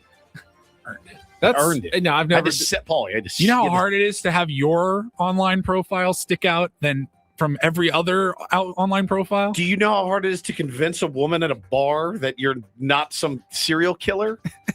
I mean, if you were honest about yourself, would you get anybody on a dating site? Like my pictures aren't going to do me any justice, right? Hey, how's it going? I'm 35 years old. I'm overweight. I like baseball cards. Play fart noises on the radio. Yeah. Yeah. Purple said Woods had it rough. His future wife walked into his radio studio. That is true. But I also had to sell her on the fact that, I was dateable. Date-worthy. Nerdy. I like bad dad jokes. Kind of frugal. I mean, your true online dating your profile. true online self. Said here that they're also getting rid of the long-time rule where women had to make the first move. Their CEO said, "We will not force one gender over another to do something first." I guess they were. Force is a strong word. Yeah. I always thought, I'm like, that eliminates so much unwanted, unsolicited garbage that women probably get all the time in those inboxes. How gnarly was it though if you were on Bumble and you had your profile and you'd swipe and swipe and swipe and swipe and swipe and swipe and nothing ever you got nothing. Like that had to be pretty. It's a lot like going up to them and, hey, how are you? Get out of my face. All right, see you later. Hey, how's it going? No. But except at least this is online, right? Holy cow, man. All right, and then finally, I saved this story for when Ben got back because I imagine he was going to really like this one. There is a new game show coming to TV here shortly. Later this summer, NBC has announced a Wordle-inspired game show. Oh, interesting. I don't know how Did you say this is ABC? going to work. NBC. It's being produced by Jimmy Fallon and his company, and the host will be Savannah Guthrie from The Today Show, who she just returned, I think, like in the last couple of weeks. After, obviously, the whole situation with her mother's disappearance and everything. An actual nightmare. I don't know I don't remember how much we talked about it when it was happening, and that story did sadly just kind of go away after a few months. But so she has returned to the Today Show, and Savannah's going to be the host. It's going to be her first time hosting anything like this, and I'm not exactly sure. Like, I play Wordle occasionally. I've never played it. I can't say every day because I have not kept up He my plays streaks. it every day. What's the longest streak you've ever had? Are you still on your longest streak? Not. I Mike? lost.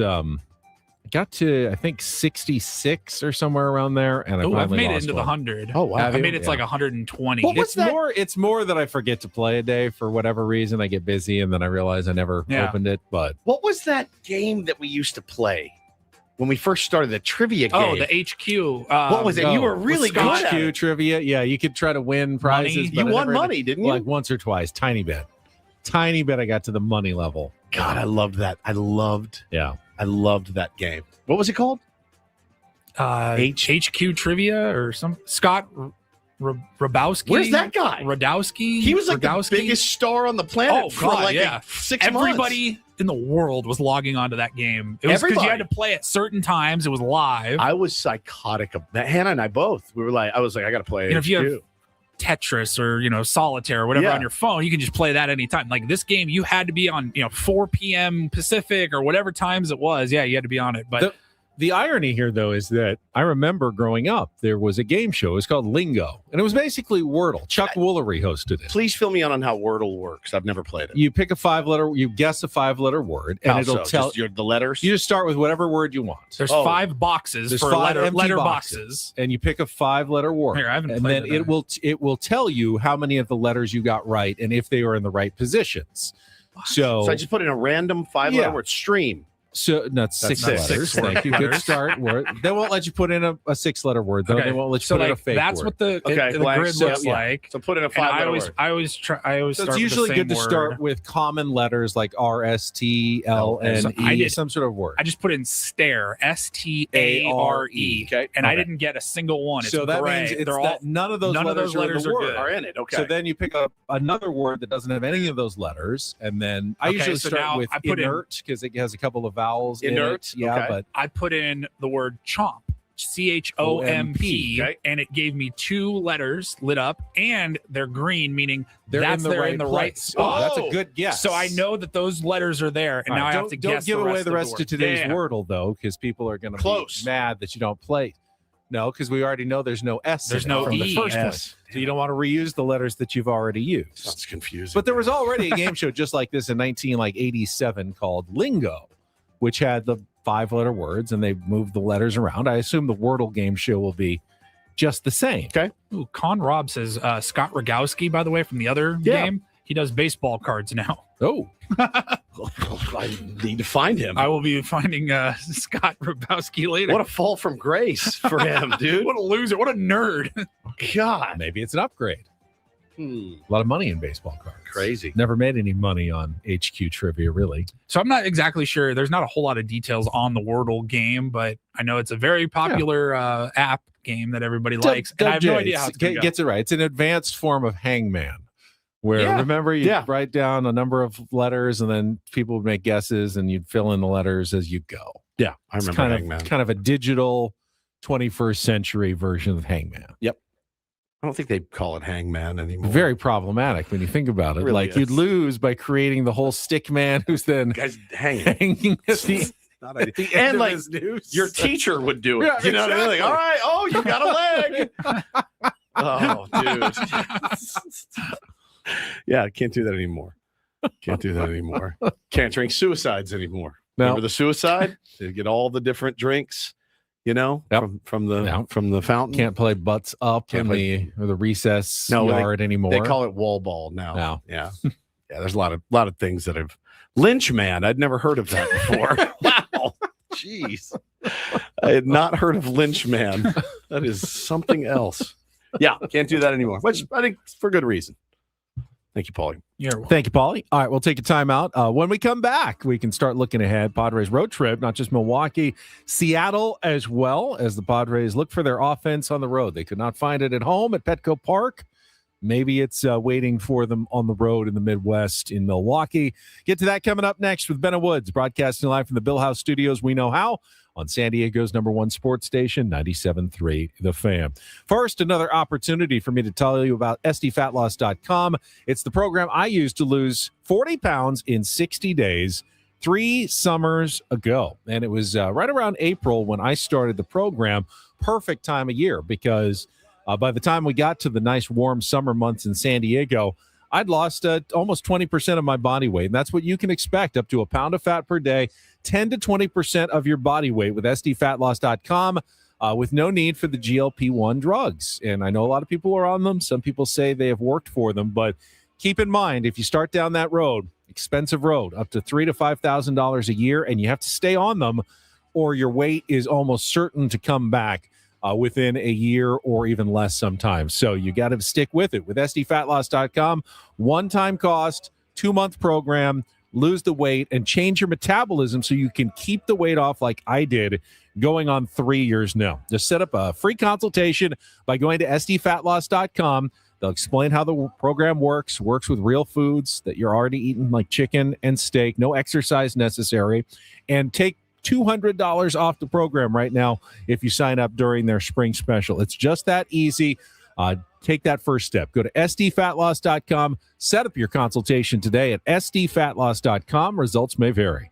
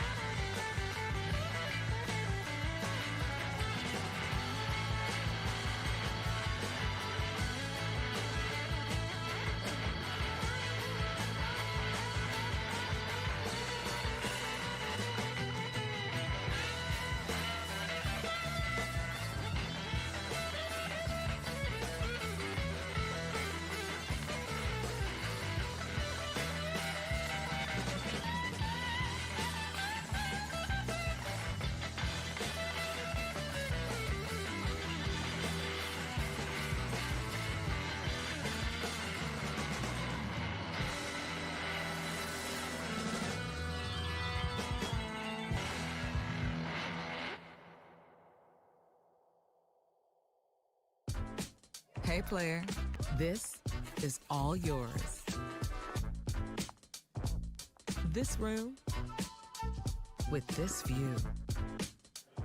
This speakeasy with this cocktail. Hey, could you make that too? The spa with this. Ah. And and this pool on this roof. This is all for you. The all-new Hamul Casino Resort, now open.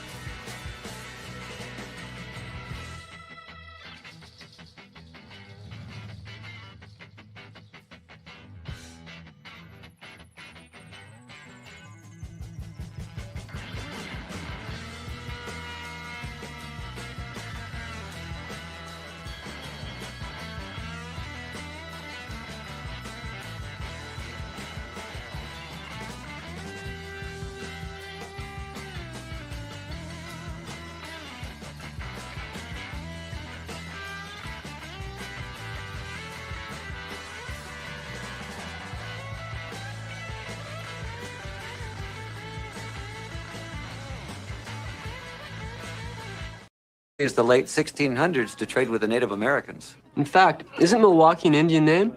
Yes, Pete, it is. Actually, it's pronounced Milwaukee, which is Algonquin for the good land. I was not aware of that. I think one of the most interesting aspects of Milwaukee is the fact that it's the only major American city to have ever elected 3 socialist mayors. Does this guy know how to party or what? Great Alice Wayne's Cooper. World. Yes. Great Alice Milwaukee. Cooper. It's like a scratch golfer, too. He is. Yep. Scottsdale guy. My parents are going on a cruise to Milwaukee, which sounds odd, but I think they're going in like a month. It's a Great Lakes cruise from Toronto through the Great Lakes to Milwaukee. Got it. I was thinking, I think they're lying to you, Ben. No. It's legit. It sounded a little odd when I heard it the first time as well, but they go right through Kansas City, right, and straight through up Iowa, Yep. and right up to Milwaukee. Yeah, no, they start in Toronto and they go through the Great Lakes. So they and fly end up to in Toronto. Milwaukee. Yes, the Great Lake. I've never heard of a Great Lakes cruise. I would definitely avoid it during the winter, but maybe in the summer, very nice. Well, I went in Lake Michigan in the summer, in July 4th, went up to see my uncle a couple up years in back. Michigan. Yeah, Traverse Yeah. City. Water was about, I don't know, 38 degrees. 4th of July. 4th of July. By the way, you're out there on his boat, and I'm like, oh, this is going to be a great effing day, man. They got Blue Angels flying over. We got food. Maybe we can swim. He's got the raft. Like, this is going to be amazing. I jumped in the water, Ben, and we were there for 12 hours. I was in the water for 30 seconds. And I'm like, I guess I'll just sit on the boat and rot because the water is like a cold plunge. Forget it.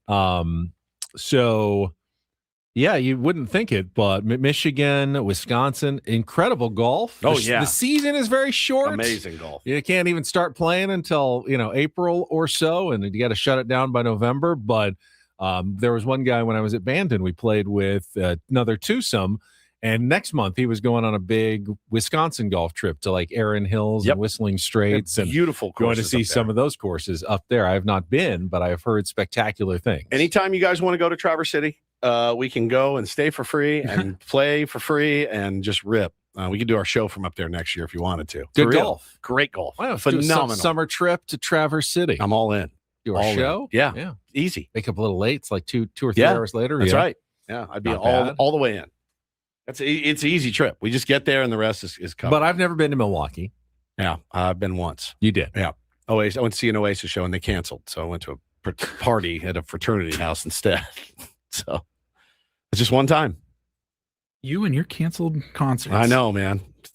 It's been a thing. I would American Family Field's on my list. Yeah. Of ballparks I Yeah. wouldn't mind. We talked about it going by. yesterday. Yeah. We talked about it yesterday that, next year after, as we pick where we want to go and who the Padres are playing and when and where, and if it all times out, we'd be totally down for Milwaukee. Yeah. Seems like a good I think tier 1 trip. Chicago and Milwaukee are somewhat similar. They're obviously very close. I think it's only an hour and a half or so drive from Chicago to Milwaukee. So we'd have fun up there, though. Get some of the same things, but it definitely would be one I would happy to go see at some point. Easily. I would love to do it. All right. One more. One more what? Break. Oh, yeah. Well, let's, if we haven't mentioned it already, we have a few times. You got it official. Bradley Rodriguez will start tonight against the Milwaukee Brewers, and then Matt Waldron will come in as the bulk reliever, which worked very well last Wednesday in the previous start. I had a 7-pitch first inning from Bradley, and then Matt Waldron came in, gave up, I think, 1 run in 5 innings and set up the Padres for a victory. So they'll try that same formula tonight against Brandon Sproat of the Milwaukee Brewers in Game 1 of the series. You want to see some offense against Brandon I do. Sproat. I would like to see us get to the Sproat Goat tonight. I would. Sproat Goat. The Sproat Goat. All right, let's take our final time out. We can come back, spin the topic wheel, have some fun as we head toward 10 o'clock. Last segment of Ben and Woods on the way on San Diego's #1 sports station, 97.3 The Fan.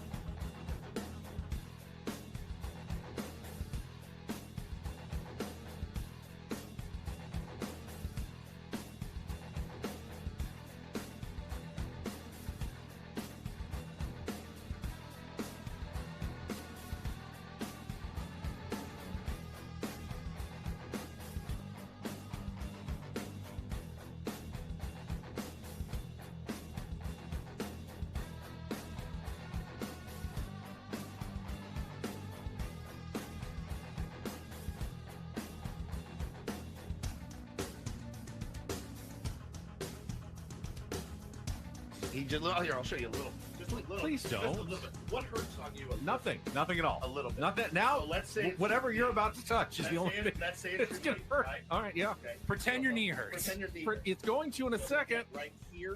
Oh, that is not pleasant. Hey, player, this is all yours. This room with this view. This speakeasy with this cocktail. Hey, could you make that too? The spa with this. Ah. And this pool on this roof. This is all for you.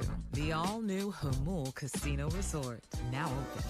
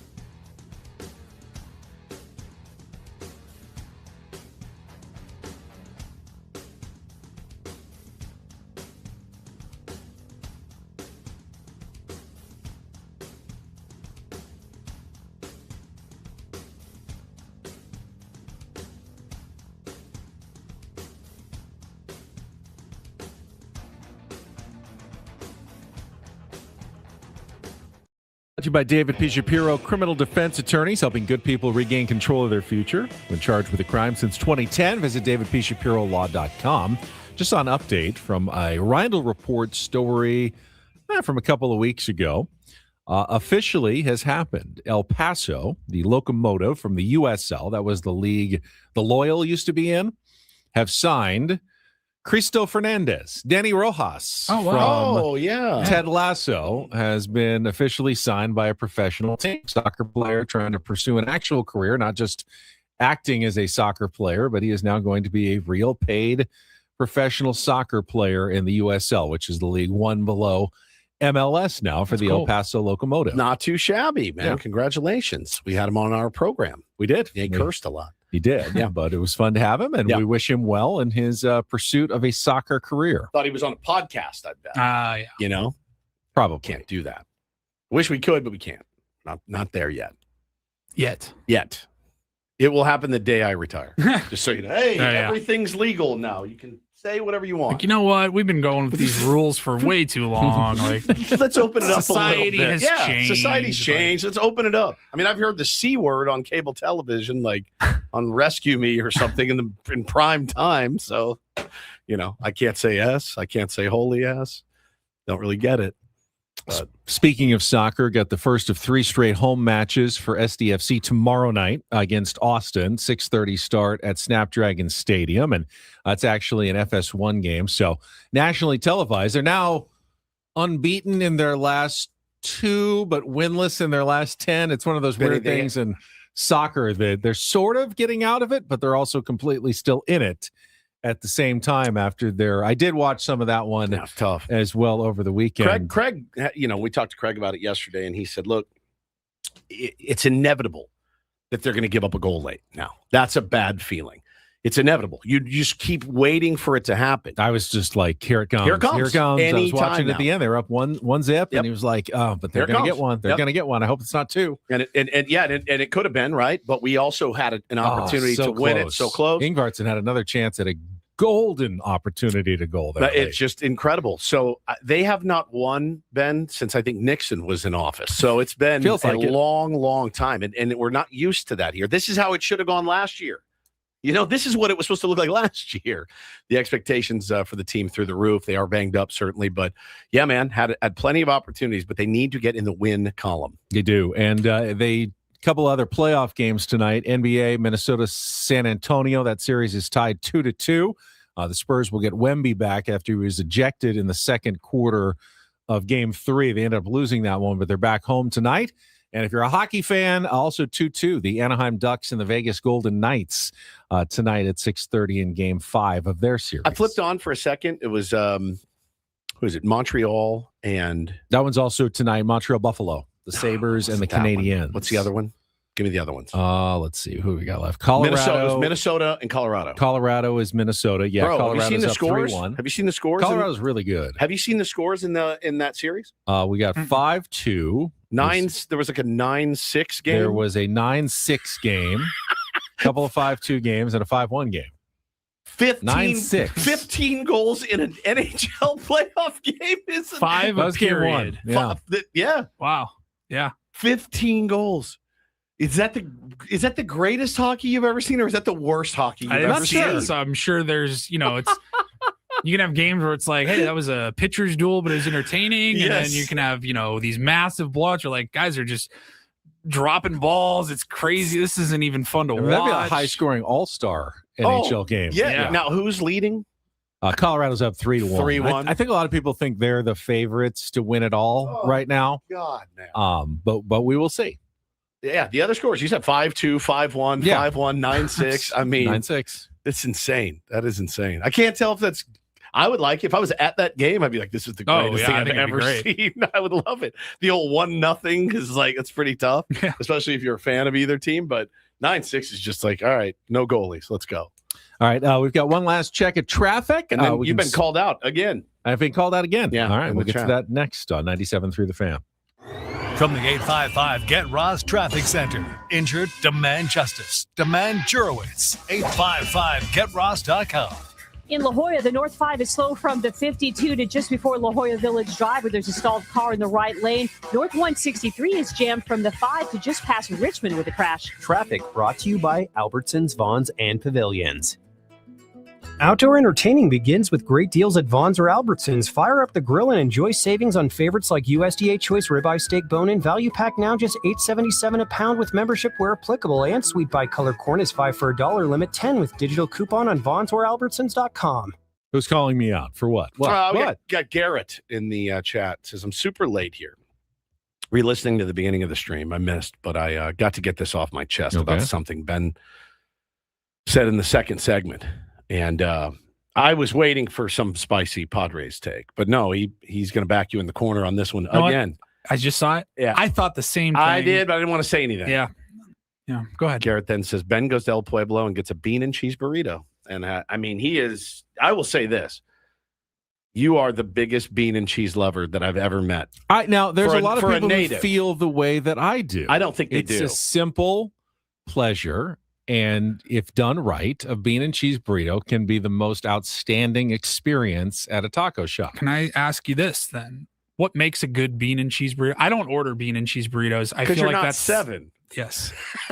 I also feel like, I feel like there's no difference between if I go to my favorite taco shop and order a bean and cheese burrito or the kind that you unwrap out of the Hold on. Then you, sir, have no sense of taste. Here's the deal. If you can't tell the difference between a good bean and cheese and a mediocre bean and cheese, I'm just saying I haven't ordered a bean and cheese from a taco shop in 30 years. They do not all taste the same. They kind of do. If you can't hide anything in a bean and cheese burrito. We've talked about this before. But here's the problem. You're the first one to look down your nose at me or Paul for our simple tastes, right? Like anytime I'm like, no, I just like that. He's like, you don't like mole sauce on it or what? Like, there's always something. But you go to a taco shop and like you get your a bean pizza and order. You prefer I a like cheese pizza. And we've made fun of you ridicule me for my cheese pizza because I don't want goat cheese on it. The bean and cheese burrito is the cheese pizza of a taco shop menu. I don't need scoops of ricotta cheese on it. I just want a cheese pizza. I don't ridicule you. If it's a good cheese pizza, that's a delicious thing.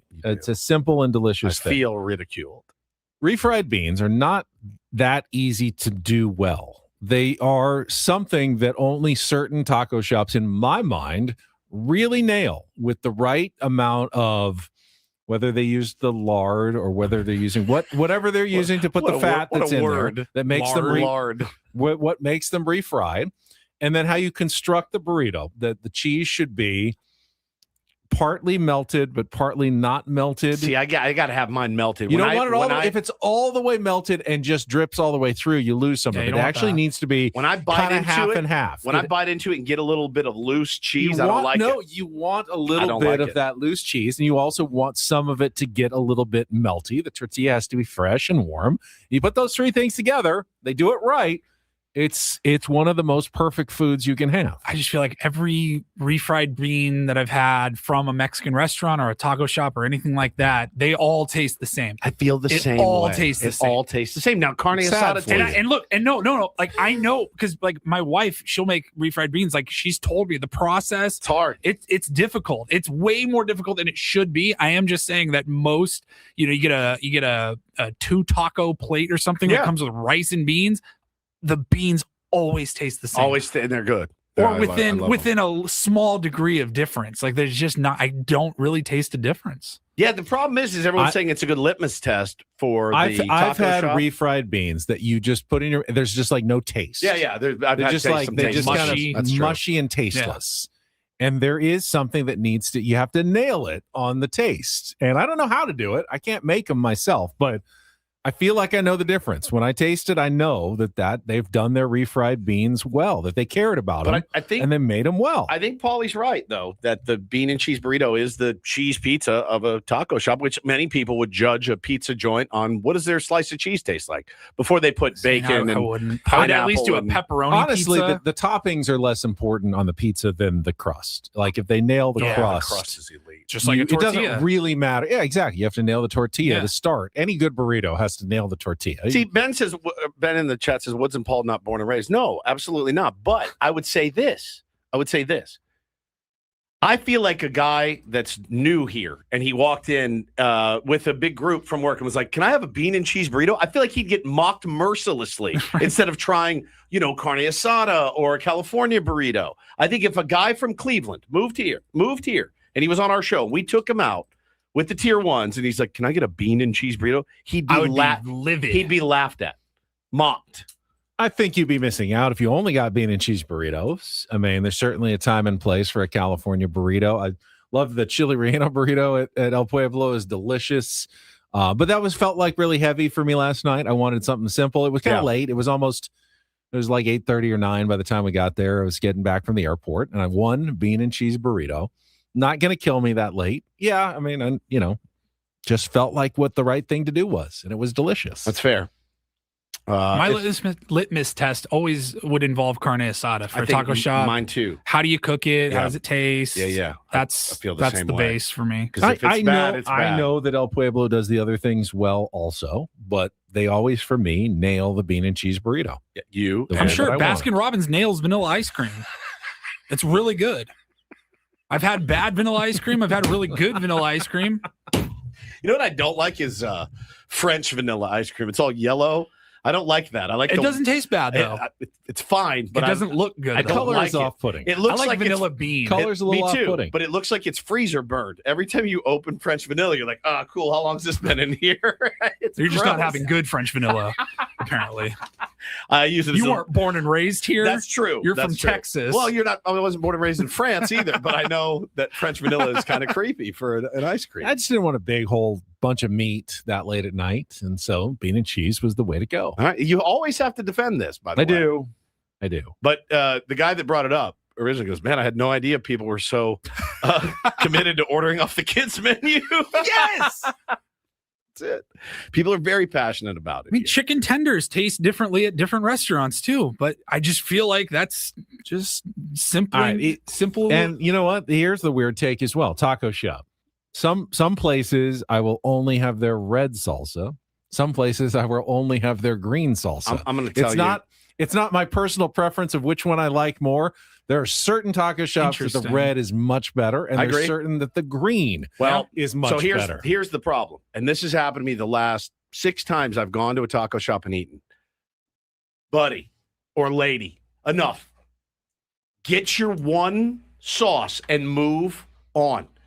This lady stood up there the other day when I went to Taco Stand to meet my friend for lunch. She was there for 15 minutes. Phil, put the little cap on it. I'm like, you don't have enough food that could be covered by the amount of sauce that you just got, and you're holding up the whole line. And she's up there, and there's not room for 2 really at some of these.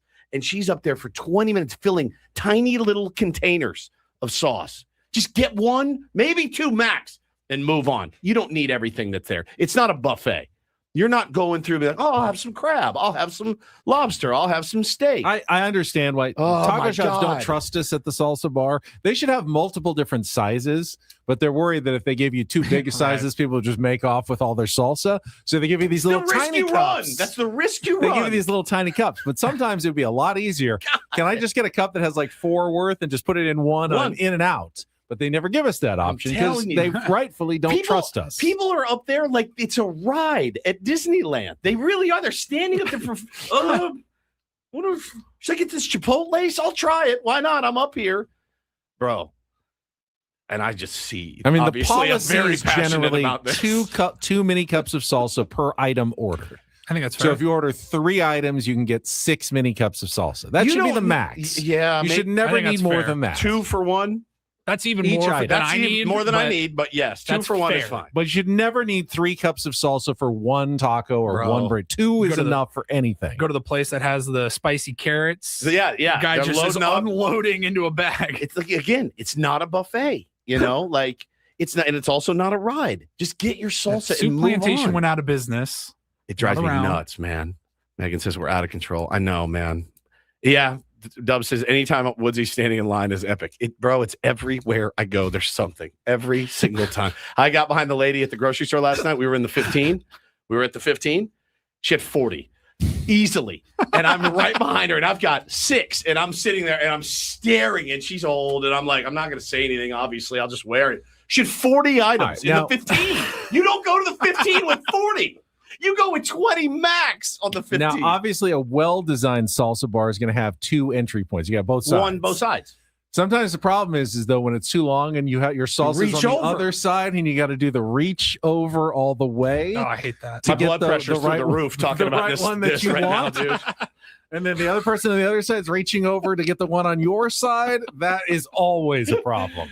Mark said, I just pulled into Nico's and Moreno because you guys won't stop talking about this. Yeah, man. LB says, gringo level, I need at least 5 salsas for 1 burrito. My goodness. Gosh, dude. Can you taste the burrito anymore? I want to taste the food. I mean, it's a little bit of salsa on each bite's fine. 5 salsas, though, you're basically having a little burrito with your salsa. Ooh, Nico's on Moreno, by the way. Is it good? Okay. Yeah. It's a good one, too? Man. Oh, yeah, I like Nico's. Yeah. Well, Garrett, you have hijacked the last JV's segment. Is right there, too. Garrett, if you're on Moreno, you might as well go to JV's. That one's really good. I haven't been to JV's in a long time. Great bean and cheese there, Paulie. You will love it. They're chips and salsa to die for. But does it have like the option? Is there like a coloring book on the other side of the menu? Like a kid's menu. Yeah. I'm shocked now that you think all chips and salsa are made equal, too, because they are not. You can go from fresh chips to the stalest. Who said that? Crummy chips as well. Caesar, our buddy Caesar goes, I can't be letting a group of Christopher Columbuses tell me how to get my salsa. I don't tell you how to get your sides of mayonnaise and other bland offerings. Believe you me, if they put different brands or different types of poop up at some bar with a scoop in it, people would stand there and be like, what's this? I'll try this. If it's free, If it's free, that's exactly right, man. Drives me crazy. Get your salsa and move on, dude. My blood pressure literally is through the roof right now talking about this. It's fine. We didn't have time for the topic wheel. Well, that was a topic wheel topic, even without a topic wheel. Tomorrow, Big League Wednesday. Gringo-splaining.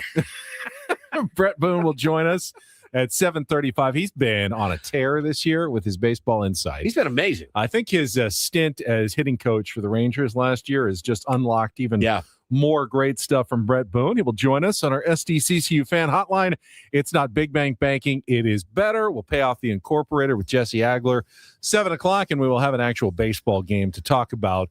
Hopefully the Padres can find some offense against Brandon Sproat and the Milwaukee Brewers coming up tonight at 4:40. But until then, that's it for us. Braden and Frank are coming up next. For our executive producer, Paul Reindl, for Stephen Woods, I'm Ben Higgins. Good to be back in the fold right here with Ben Woods on San Diego's #1 sports station, 97.3 The Fan.